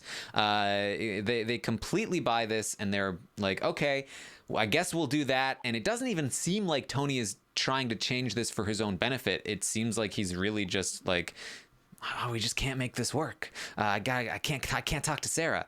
And of course, the very next scene is him talking to Sarah. I can't believe it. Like, I feel like episode after episode, hour after hour, minute after minute, second after second, I'm just amazed by Tony. Yeah. It's honestly amazing. Well, so Tony goes to Sarah, and I thought this was a very important little phrase here in the episode. He says, I'm going to give you something so you can think about it, and you can come back to me and let me know, because you're my partner. I will lose the game for you, for nobody else. And again, I think this is representative of their relationship. They are friends outside of the game. Like, when you have a partner in the game like that, especially if you do feel like there's at least a decent chance that either of you can win in the end, I think it is very telling. I think it is very much the case that, like, they really do feel that way. And that's incredibly dangerous in the game. There were a lot of players in the game, I think, that were pairs coming in that would have similar thought processes. But Tony and Sarah are the ones that managed to get here. And the rest of the players have forgotten, I think, how deadly a pair like that can be, how close these people can be. Steven talked about this last night on the Know-It-Alls, that like he came into Second Chances knowing that Tasha and Spencer knew each other and that these people had pre-existing relationships. But over the course of the game, he forgot about it. He was just kind of like, well, but I'm looking at what's in front of me. I'm not going to let prior knowledge influence my decision making now. And then in the end, they were like, yeah, we were sticking to each other because we knew each other. And he was like, why did I not? I knew that. Why did I forget that? And it's, I think it was such a great point. I think it's absolutely what's happening here. And I think that this is pretty genuine from Tony, that he's willing to lose the game for Sarah. Sarah's willing to lose the game for Tony. How really genuine is that? I think as long as everything's going well, they probably fully believe that. But like I said, if Tony feels like he definitely can't beat Sarah, or Sarah definitely feels like she can't beat Tony, maybe something changes. But for right now, there's definitely enough of that connection there that that this is just a super strong duo, and they are heading to the end together. It's actually so crazy that they've lasted this long. Like, out of all the duos in the season, I would see them as like the power duo, like just based on their wins, not like on their strength, like of their bond, but like the fact that they're a duo and they both had very, very like strong and well respected wins. So it's amazing that they got this far. Yeah. And if they both end up in final two or in the final three, I don't want to hear from anyone that this is a bad season. Like, I literally don't want to hear it, because that's going to be an amazing final three. Like, who cares who's going to be like the third person, because it's going to be one of the two that wins, probably Tony. Yeah. So Tony pitches that Denise is no good because she'll pick Ben. I heard her talking at the well, so me and you will be duking it out over fire, and we should get Nick to the final four. And Sarah says to us, Denise really is an option. She could be tough to beat in the end. But Nick, he's also the underdog. He's played well from the bottom. They both have strong cases here. And so, I don't know. They say, we're partners in crime. We're going to do this together. And Sarah tells us she's just hoping that they're picking the right road to go down here. They agree on a plan, and we head to Tribal. Tribal is pretty uneventful this time. Michelle says, I'm at the bottom. She says, I needed this necklace like a fish needs water. Like, Jeff, like you need a blue button down and khakis.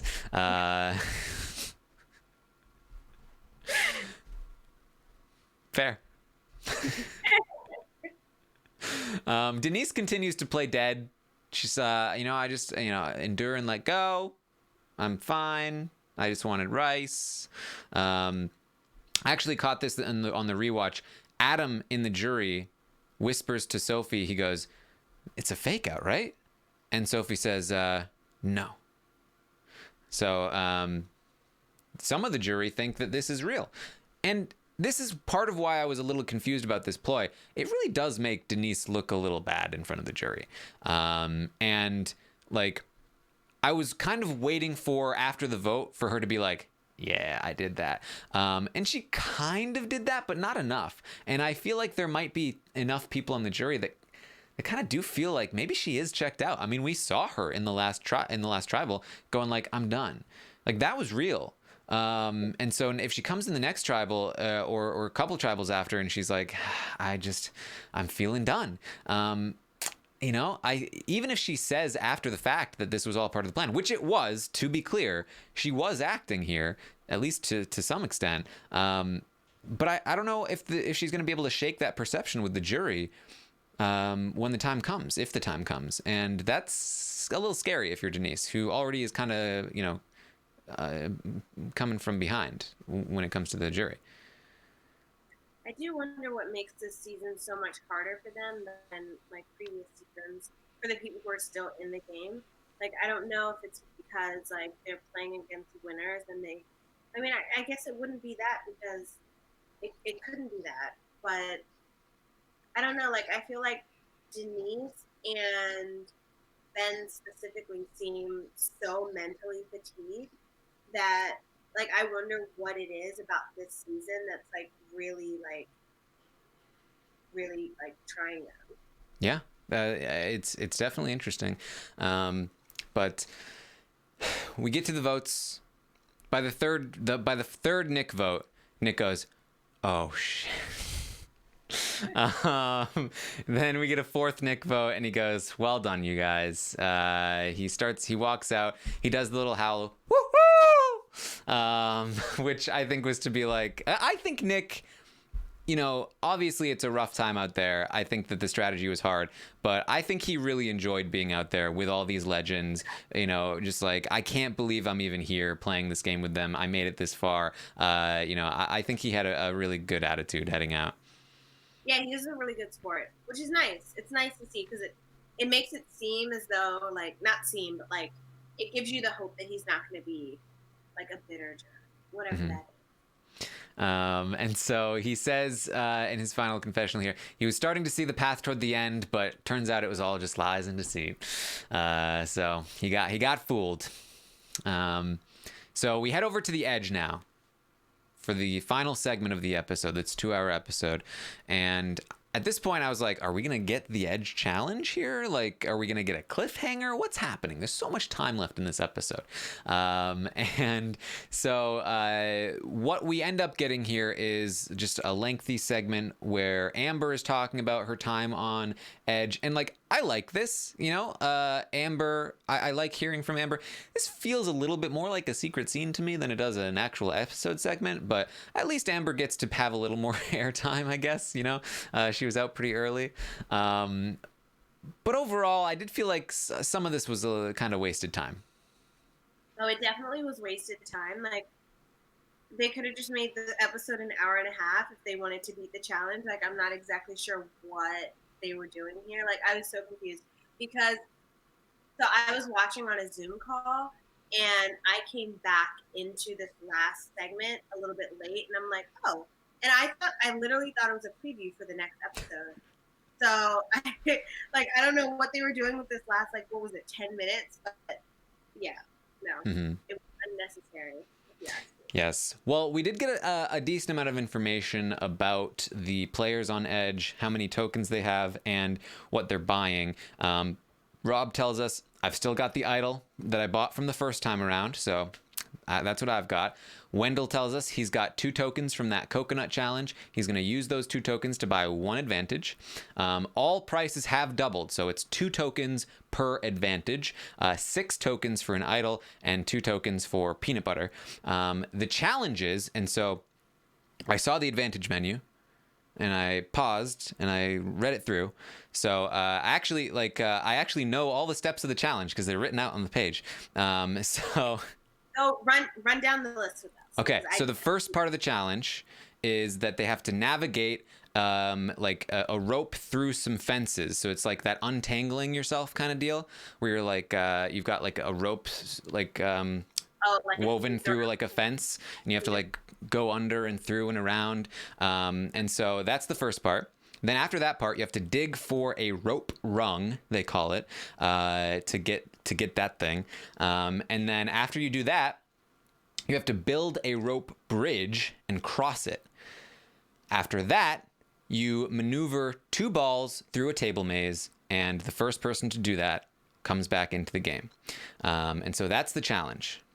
I feel like there hasn't been a lot of swimming this season. Like, it's like true. No swimming. Yeah. Swimming's always fun. Well, I feel like swimming like really distinguishes like the people who prepare it, because like some people just are natural like fishes in the water, but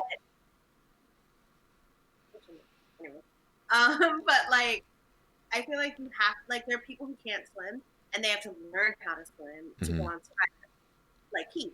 But I can't imagine why there were no challenges that involved swimming this season. Like, why? I think there were a couple, but yeah, certainly not like an Edge challenge.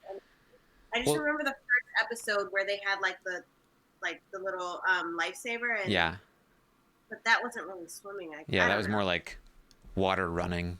Wading in the So the advantages are, the first advantage, if you buy 1 advantage, that will allow you to skip the fence part. So you can skip all the way through the, tangle yourself through the fence part of the challenge. That's actually pretty huge, or at least it seems to be. Then the second advantage, if you buy 2 of them, you get to skip the dig. You don't have to dig for the rope rung, it's already there. And then the third advantage, if you buy 3 of them, you get 1/3 of your rope bridge already built before, it's already there when you get there. So we know that Natalie buys all 3 advantages. So basically, she's just going to run right past the fences.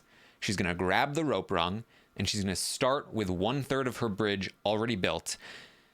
That is massive. That is really massive. If she is at all capable of navigating the ball maze, then she should 100% be the person coming back in.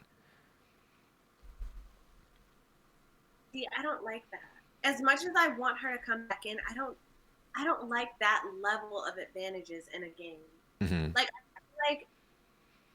was it Game Changers, or I think Second Chances with Abby Maria, where she had like that clutch win, where she had an advantage. I feel like that level of advantages in a competition actually makes sense. But this, where she's skipping like basically half of it, like it's just not fair. So yeah, I mean, I don't know how long it will take to build 2/3 of a rope bridge, but like I think it's theoretically possible that she finishes the whole challenge before somebody gets past the fences, or at least before they finish digging. But that's what Natalie's got going in. She has worked hard for those tokens, but I do think it's a little much, or at least it seems that way. Obviously, I haven't seen the challenge, so maybe it just sounds more than it will actually be.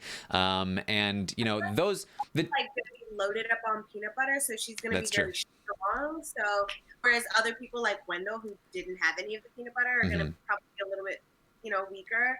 And then they're doing the entire thing. Like it seems a little bit advantageous Yes. to have that level of an advantage. Like I don't know. Now, the table maze can be a big choke point here. So, I do think it's possible that basically if Natalie loses, it's because she sucks at a table maze.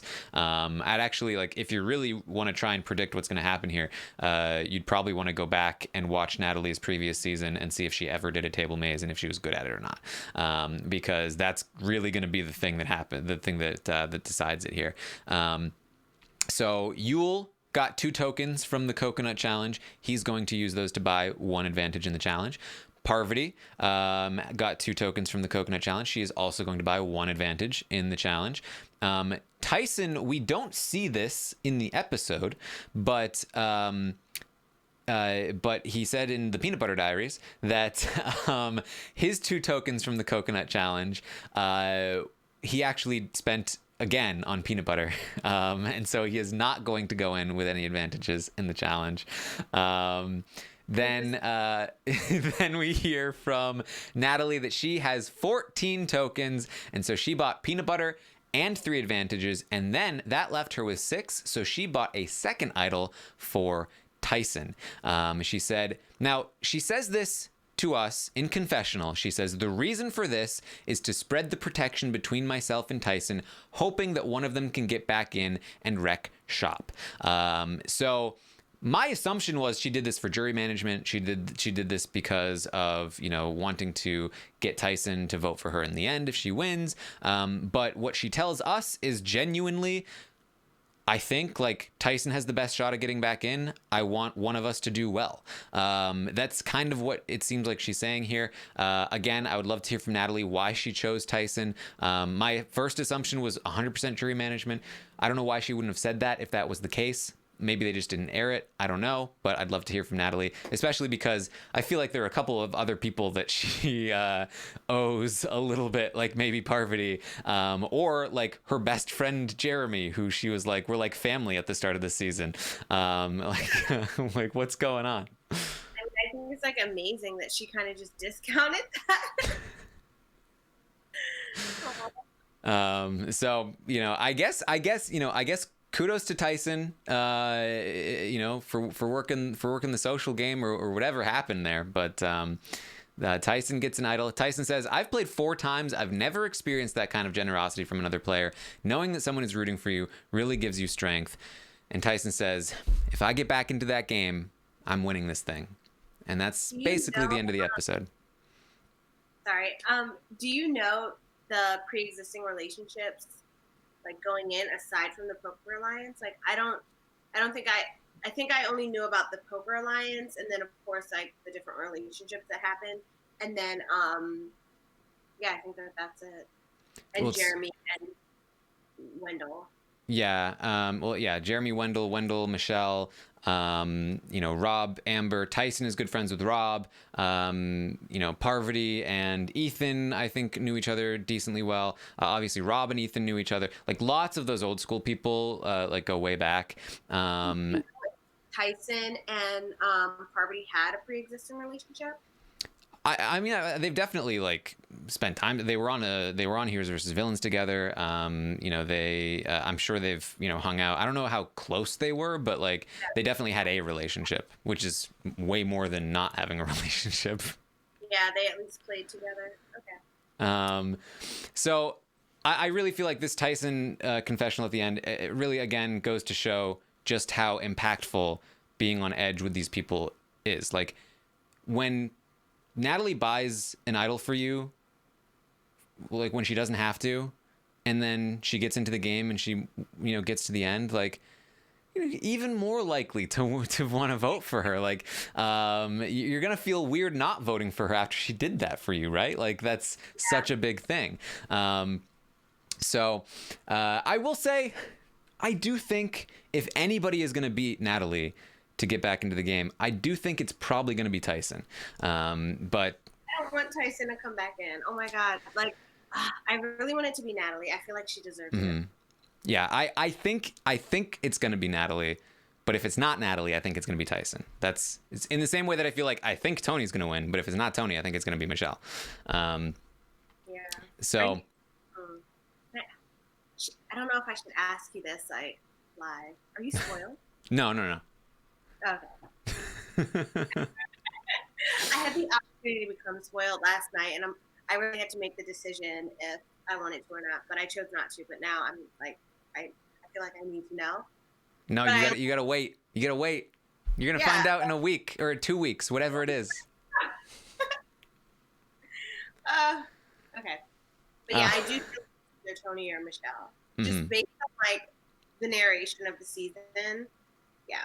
And the edit, like, it's either going to be like the alpha or like the underdog. So we'll see. All right. So then we have like this weird recap. The only thing that really stuck out to me here, the different like segments on each of the final 5. Ben says he's going to win by having an alliance and keeping everyone safe. Denise says, I took out the queen. I made alliances. I built relationships. My survivor bucket is full to the brim. Michelle says, I want to prove that my win wasn't a fluke. Sarah says, I want to go out with the legacy of not being scared to take on the threats. I think I can beat them. And Tony says, I will be the happiest person in the world if I get crowned King of Survivor. And I take Sandra's crown. He's ready for it. So that is the end of the episode. I don't know what we're doing with a recap here. I've seen some people say like, at least it was here and not at the start of the finale, but it's like, I don't know. It's the same. Like, it's still time that we were watching the show. If it wasn't here, then we would have seen whatever other content we were going to get on the finale.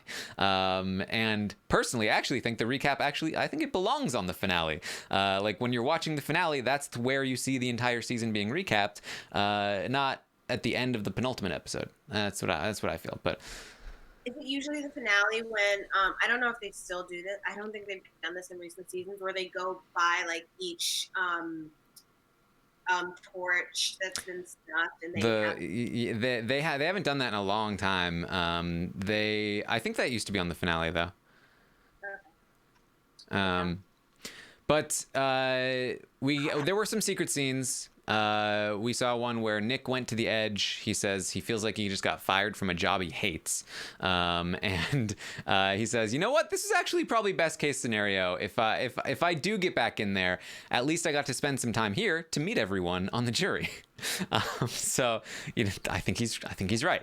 Then there was another secret scene. This one is great. I think you will love this one, Kemi, if you haven't seen it. It's everyone is drained in the game. Everyone is just drained of energy. They have no energy. Tony asks them, "How are you feeling energy wise?" They're all like 1, 2. How about you, Tony? You're like a 5. Tony's like, oh, 7 or an 8. They're like 7 or an 8. And then Tony comes in confessionally, says, "I told them I'm a 7 or an 8. But I'm really like a 15. I shouldn't have even said 7 or 8. I should have said 2. But man, I'm like a 15. I'm full of energy. I can't put the brakes on. This is a crucial part of the game. There's a long way to go still." And we're just like, cut. Tony. Yes. I love Tony because I feel like there are people who are clutch in competitions. I feel like Tony's just like a clutch human being. Like, he is just like, if you look up the word clutch, the image is gonna be Tony like peeking out of like his spine. I love him. Like even that, like I love him. Like, yeah, like I told him I was a 7, but I'm like really a 15. Like, yes, you are. Like he's coming in. Like I just feel like he came to win. Mm-hmm. I love it. And they're cutting clips of him like running around the jungle. He's like chopping away at like this massive log that doesn't look like it can be chopped. And he's like, "I'm gonna get this." And yeah, I feel like if I'm just like casually strolling through New York and I get stopped by Tony, like let's say that I'm like brazen enough to like litter, which I would never, by the way. But like let's say that I like drop a gum wrapper on the floor and that Tony's like, Officer Blachos is like, "Oh, you need to pick that up." I would literally look at him like, "Okay, Tony." I wouldn't be able to handle. I feel like he can't go back to his day job. Like it's not right. Like he cannot go back to his day job. Like I would not be able to be like stopped by Tony in the street for like running a red light and take him seriously. I'd be like, "Okay, like let's talk about your spy nest." Like it was amazing. You'd be like, "I caught you. I was watching in the spy nest. I saw you litter." And he'd be like, "All right, but focus. You just littered." And I'd be like, "Okay, but the bunker was the best thing." Like, there's even a clip of him like running across a beach, and he just does a cartwheel, like randomly. can you send me that if you find it? Oh yeah, I'll send you the link 100%. He says, "I'm like a wind-up toy. I just go. And he says, "Everyone else, they're getting so tired, but you know what? The more tired they get, the more energized I am. It's like I'm sucking the energy from. I'm like a succubus. And I was like, I feel like that's such a great quality to have. Like I feel like some people, when they see other people like in a competition, at least, like when they see other people like slowing down, like it reinvigorates them to just be like on top of their game. And I love that. And I want to make my second What We Do in the Shadows reference today. That he's Colin Robinson. He's an energy vampire.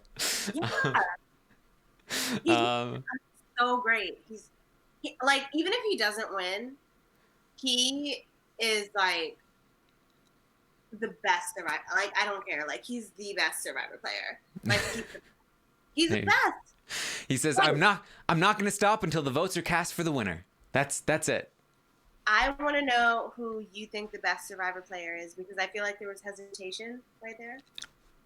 There's no hesitation. I think this is a great segue to the Legacy Watch that we have here. And Tony does currently reside in the top spot on the Legacy Watch, recently surpassing Parvati for that #1 spot. And I do think it's deserved. I do. And 100%, if he wins this season, I don't think there's any question about it. I don't think there's any question whatsoever. He is 100% the best player of all time. If he doesn't win the season, I think there's still an argument for it. Yeah. Like, okay, if he doesn't win this season, or even if he does, would you want to see him play again? Or is it just like anything else would like be a blemish on his legacy? I mean, I'll take as much Tony as he's willing to give me. Yes. Me too. All right. So let's talk about the Legacy Watch. We're going to start at the bottom and move our way up as we go. So last week at the bottom of the Legacy Watch, we had Amber sitting there. Amber actually is not going to be in last place this week. Danny actually moved back into the bottom spot. She fell from this episode. I don't know why.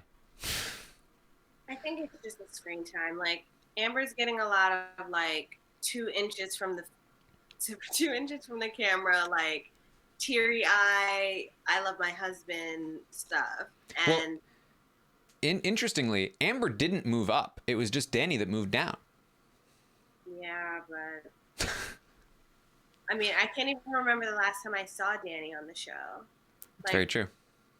Yeah, so I feel like it's just easy. It's just easy. So yeah, I will say there was actually a lot of movement this week. I think because we're reaching the end and people are starting to go like, you know, this isn't just a weekly thing now. Like I'm really starting to think about where do I want people to be placed permanently, and so I think because people are thinking more along those lines, we're getting some shifts in what happens here.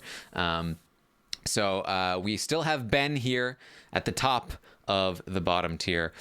He did drop a bit from before. Ben had been climbing his way up all season long. He almost made it to the middle tier, and then big drop back. He's still not at the bottom of the bottom tier, but he is definitely falling, and if he does not stop falling soon, he is going to end up back at the bottom of the bottom tier. I will tell you that. yeah. I feel like Ben is very present in the episodes because obviously he's a very large part of the game that's been going on, but he's not making any defining moves for himself. I feel like again he thinks that he's making all these moves, and it's really his puppet strings being pulled by Tony. Mm-hmm. You can still vote. Anthony asking in the chat. If you find me on Twitter at Armstrong Taran, the pinned tweet right now is the survey. You can still vote if you want, and it will stay up all week long as well. So then we head into the middle tier, and at the bottom of the middle tier is Adam, staying there. He did move up a little bit, but not enough to surpass anybody else here in the middle tier. He's going to stay at the bottom of the middle tier, but not dropping into the bottom tier quite yet. He's kind of close, but not quite. Yeah. I think Adam should 100% be in the middle tier. I don't think he deserves bottom tier at all. Yeah, I think that's fine where he is. And I honestly I know you probably talked a lot about this. I didn't watch the recap of you talking about this, but I know you talked about this. But I love that he really went for it with the not idol. Yeah. I feel like they're gonna end up using that going forward. So it's definitely possible. Right above Adam is Nick, who's gonna fall behind Wendell in the Legacy Watch this week. He got voted out finally, and it did cause a little bit of a drop here for Nick, and so he has fallen behind Wendell. What's that? Did you say he got voted out finally? Yeah. I mean, look, sometimes based on the edit that certain people are not going to win, and so you're just kind of waiting for it to happen. Honestly, I knew Jeremy wasn't going to win either based on the edit, and so, so it was going to happen eventually. Okay. We're it's about time. Look, I think the edit did him dirty. I think he played a much better game than was portrayed for sure. But that idol hunt with Tony last episode was bogus. But yeah. All right, so there's Nick there. I think middle tier is pretty spot on here for Nick in terms of how he performed this season. I actually really liked his game in his first season. I think he played a better game that season than this season, but tougher competition here, and also he came in kind of a bad spot. So here he is here in the middle tier. Right above Nick is Wendell, who actually did move up just a little bit, maybe because he said he was the fastest sprinter on Edge. So people are like, oh, okay, we'll throw you a bone. Maybe his jump in that last Edge competition put him above Nick. Yeah. So above Wendell, it was Michelle last week. This week, not the case. Above Wendell now, Ethan, who has fallen behind Michelle, is above Wendell. Ethan also actually moved up a little bit this week, but not by enough, not by much. Would you like to see Ethan come back in? I would love to see Ethan come back in, actually. He's such a great guy, and I wish he had more of a chance to play the game. I don't want to see him win or anything, but like I would absolutely be fine with Ethan coming back. You know what? I appreciate the honesty. All right, so above Ethan is Denise, who also fell behind Michelle in this episode. Denise continues to fall at a very consistent rate. She jumped way up to the top tier when she took out Sandra, and ever since has been dropping steadily by 8 points, always the same every single week, and she is continuing to fall at the same rate every single week. It happened again this week, and she is now below Michelle in the middle tier, and that is where Denise is. I don't know why. I think, she made the crazy move, but ever since then she's been playing it quiet. And I think, this week too, she's voting with Tony and Sarah, and I think that people are not super pleased about that. I will say I do think we're seeing some weaknesses in her game. I thought she was playing very well for a while, but I think that she's waited too long to turn it back on, and now it's not looking great for her. Okay. So above Denise is Michelle, who did manage to jump past Ethan and Denise. Big jump up for Michelle this episode. One of the biggest changes, in fact, the biggest change in the episode. No, actually, she tied for the biggest change. There's one more other biggest change. She tied for the biggest change in this episode, and she is now here in the middle tier above Denise and Ethan, and she got that underdog edit. I think that's what it is. She's bringing the heat. I don't think this is like a strategy or a gameplay move up for Michelle. I think this is she's badass. She's awesome. We love her. As a character, we love her even more. I think that's where this is coming from. And so she gets a big bump here. Yeah. I mean, I really liked her this episode, and I'm a sucker for an edit anyway, so it really doesn't matter. But I love that you see that fire coming out of her, and then she ended up winning immunity. Love it. Mm-hmm. Winning clutch immunities, it's gonna look good for you. So that's where Michelle is. Above Michelle is nobody, because Michelle is actually at the top of the middle tier, because Natalie has finally breached the middle tier and landed in the top tier in this episode. Natalie, who has been parked at the top of the middle tier all season long, finally gets a boost. She is the person who tied for Michelle for the biggest boost in this episode. She had a big jump up and is now actually somewhat solidly in the top tier, at the bottom of the top tier, but in the top tier for Natalie. It's honestly she deserves to be higher. She has been killing it consistently killing it. So it's what she deserves, and I'm glad my girl is getting her recognition. There it is.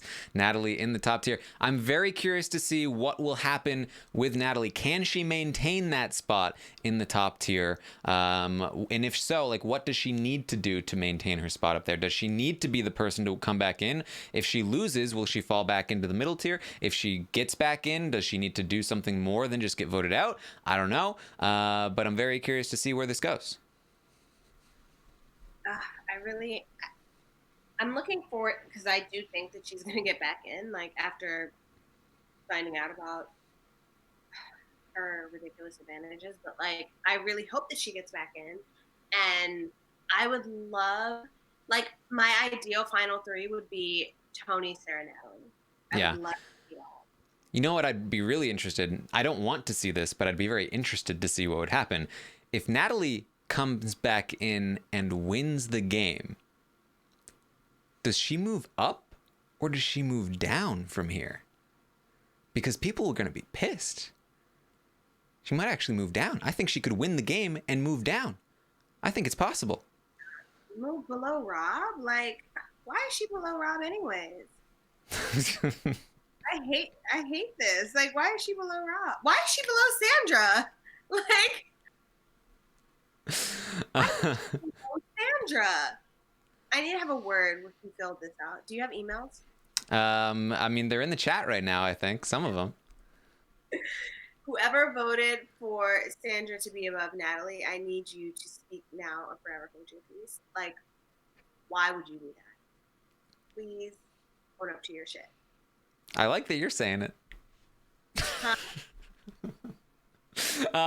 So after above Natalie is Sophie, still in that same spot there. Moved up just a little bit this episode, maintaining her spot here in the top tier. She's somebody who moved up from the middle tier and has solidified a spot in the top tier. Very deserved, in my opinion. So then above Sophie, last week was Tyson. This week is Yule, who has fallen behind Tyson.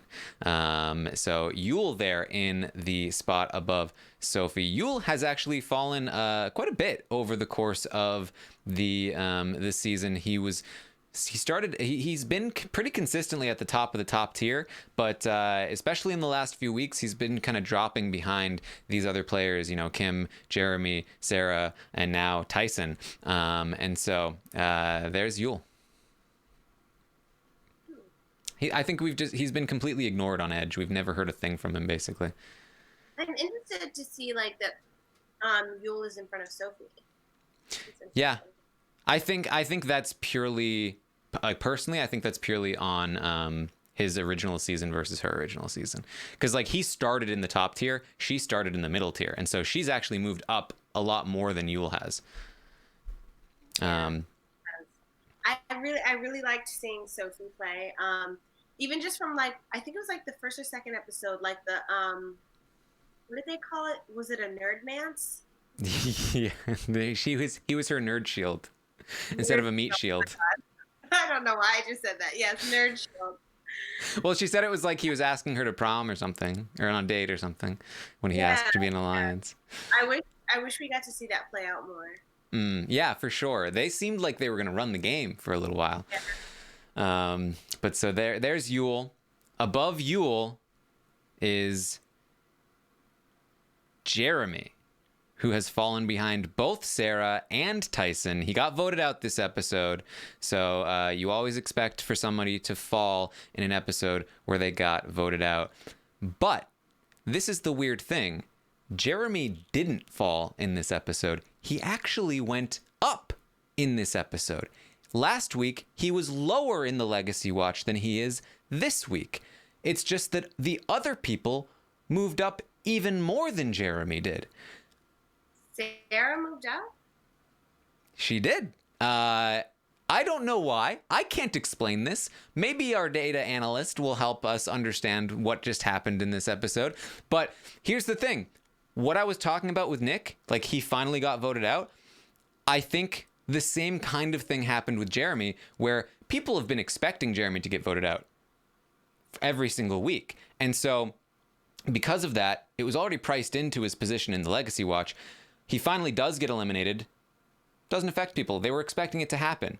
So he didn't actually move down. He actually moved up in the Legacy Watch this week. And I think that's fair. I think this is where Jeremy deserves to be. I think, if anything, maybe even a little bit higher. I think that Jeremy is a fantastic player. I think that he should not be falling because he got voted out. He got outplayed. If he got outplayed, it's by Tony. And Tony is right now the number one player of all time. So it's hard to fault you for that. Aaron, you know the way to my heart. So there's Jeremy on the Legacy Watch. Above Jeremy is Sarah, who also fell behind Tyson, even though she moved up. Again, I don't know how this happened, but Tyson had a massive jump up in this episode. Sarah had a big jump up in this episode, but somehow fell behind Tyson, who had an even bigger jump. I don't know. I don't know. I don't know what to do. I don't know what to do, guys. I don't know why. I don't know why. Did you see a lot of Tyson? We didn't. He got an idol from. I think it has to be that he got an idol from Natalie. That's because that's all that happened to him in the episode. The fact that he was the one chosen to be given an idol to, like, that has to be the only thing that happened. That's because it's the maybe people watched his Instagram live. I don't know. Maybe that had an impact.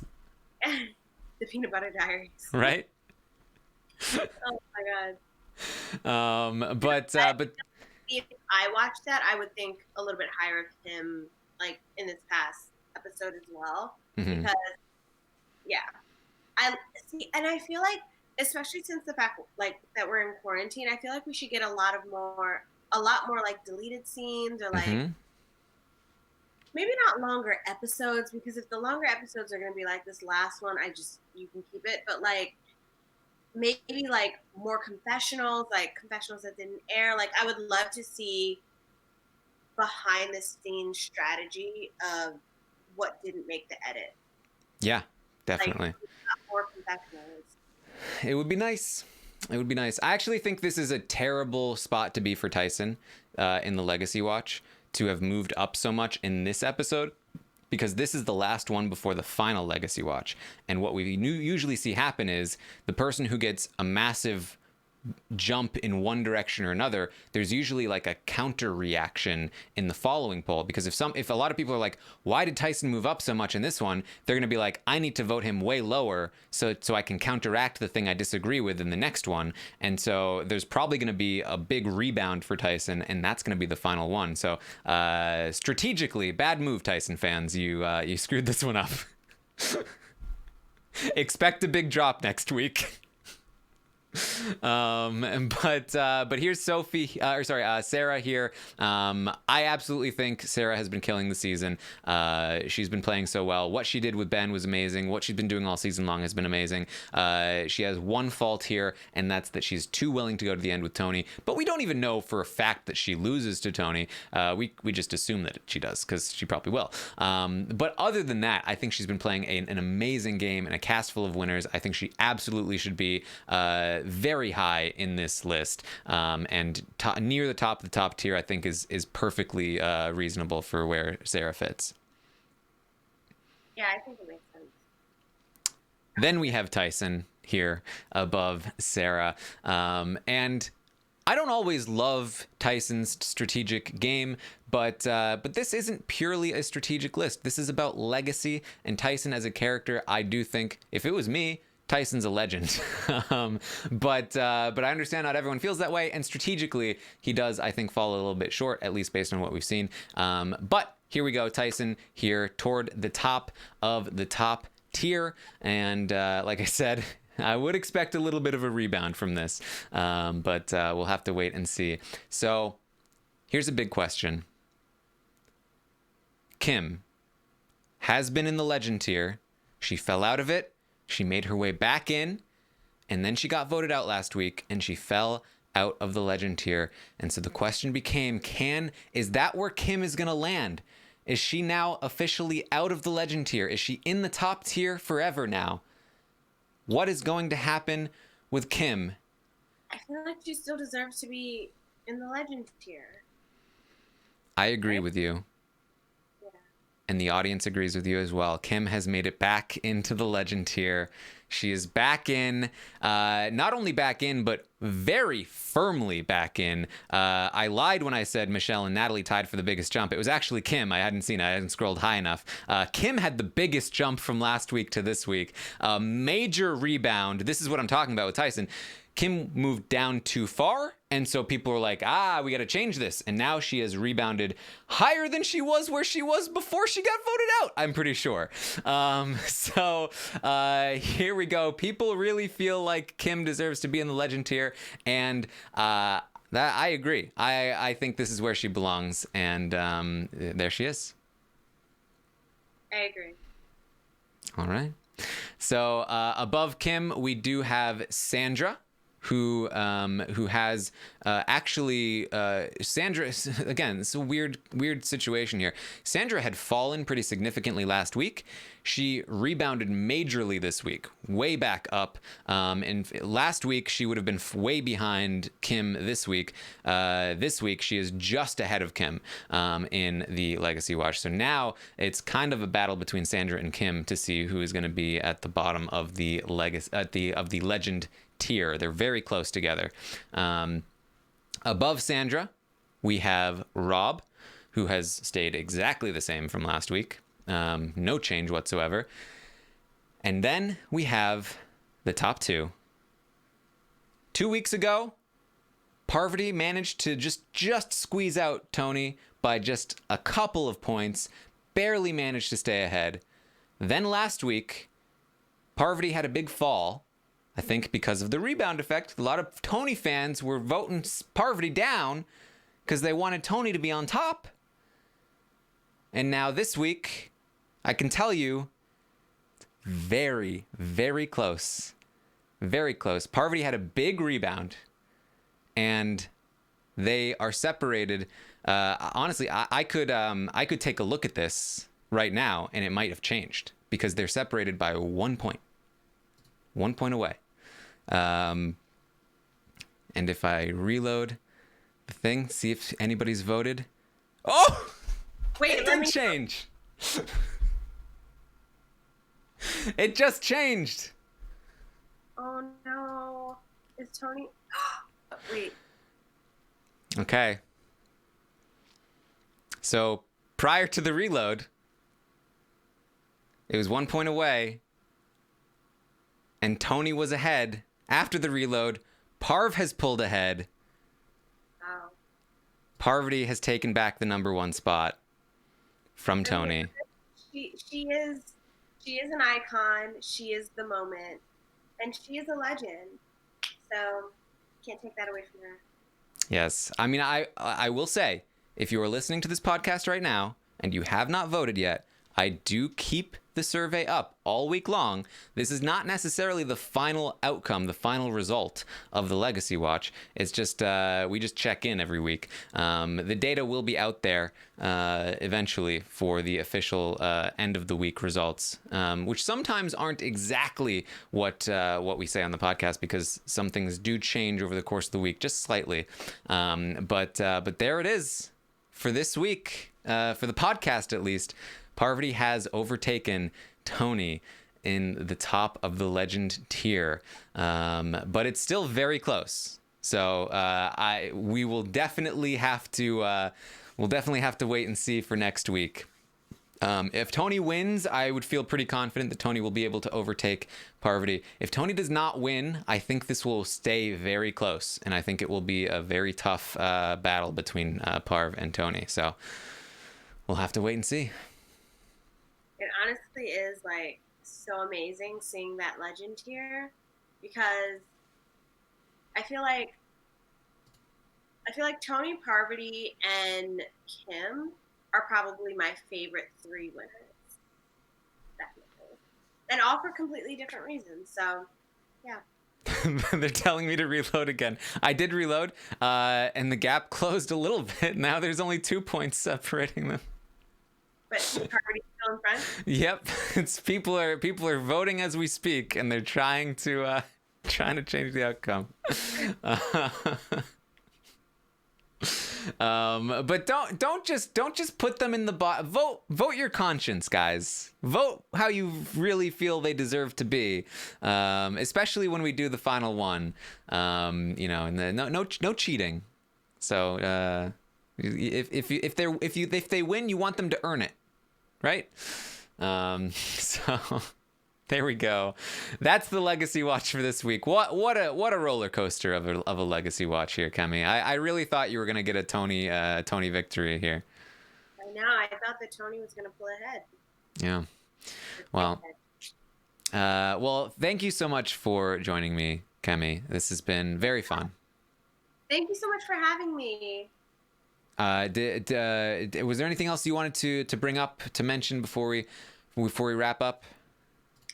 So I guess I would love to know who your ideal winner is and what like ratio with the votes you would be like. Like, I personally would love to see Tony win with someone coming in second only getting like 2 votes, 2 or less votes. That would be like my ideal situation. Yeah, but I agree with like Tony, Sarah, and Natalie.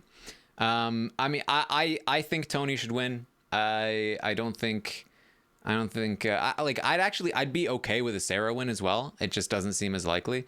I think they've both played very well. If, like, for example, if Sarah and Tony go to the end together and Sarah wins the jury vote, then the only criticism I have of Sarah is completely negated because she won. So she didn't have to take out Tony, right? So she was right and we were wrong in that case. So I'd be perfectly fine with a Sarah win. I'd be very pleased with that. I think she's played an amazing game. But I think Tony winning is the ideal outcome. And I honestly don't really mind about the vote count. You know, I want Sarah to get some votes. I think she deserves some votes. But you know, it doesn't have to be a blowout. Moment that, like, did you have a defining moment in the season that you thought like, oh, like Sarah deserves this win, or like Tony deserves this win? I mean, Sarah grew on me all season long, and I don't think there's like a single moment that did it. But like, I think anybody that's been listening to the podcast week after week can tell you that like, week after week, I was like, I'm getting more and more impressed with what Sarah's doing. I think I'm really starting to understand how she won last time. Even like, it wasn't edited very well, but like, I get it now. Like, everybody talked about how she was their best friend out there, and like, I'm seeing that a little bit more on this season than I did in the previous season. So now I'm like, I'm getting more respect for her previous season as well. So definitely over the course of time got more respect for Sarah. For Tony, it was just the longer he lasted, the more I was like, why are they letting this guy stay in the game? And then of course, I think the major moment for Tony is taking out Sophie. As soon as he does that, it's like, give him the money. Yeah. Stand card. Yeah. So that's what we got. Is there if Tony doesn't win, is there any outcome that you're like still really happy about, or is it just kind of like, okay? I would definitely be disappointed if Tony didn't win. And like, up until I think the week before last week, I would be okay with like Denise winning instead of Tony. But like, these last 2 episodes haven't been too favorable for her. I'd be okay with Sarah winning. I think I need to rewatch to see like what you see. Mm-hmm.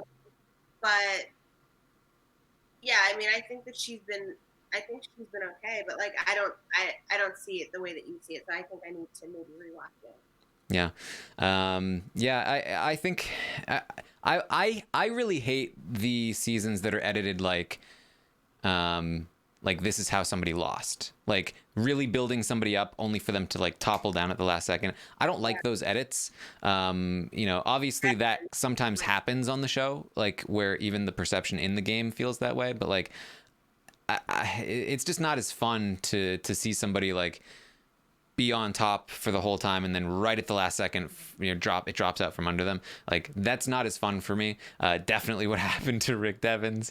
It's happened a few times those are usually my least favorite seasons of Survivor. So if that's the direction we're going for the Winners at War season, I would be pretty disappointed. But the season to do that. Like, I feel like they should do that. If they want to do that, they can do that with other seasons, but like not Winners at War. Like, I feel like whoever wins, like, I feel like Tony has to win this season, because if he doesn't, like, I feel like whoever wins should be able to look at the season and be proud of, like, the edit. Like, I feel like they deserve at least that. So it better be Tony who wins. Better be. All right. Thank you so much, Kemi, for joining me. Where can people find you? Where can people find you online? Oh, at Kisses Kemi on, like, pretty much everything. There you go.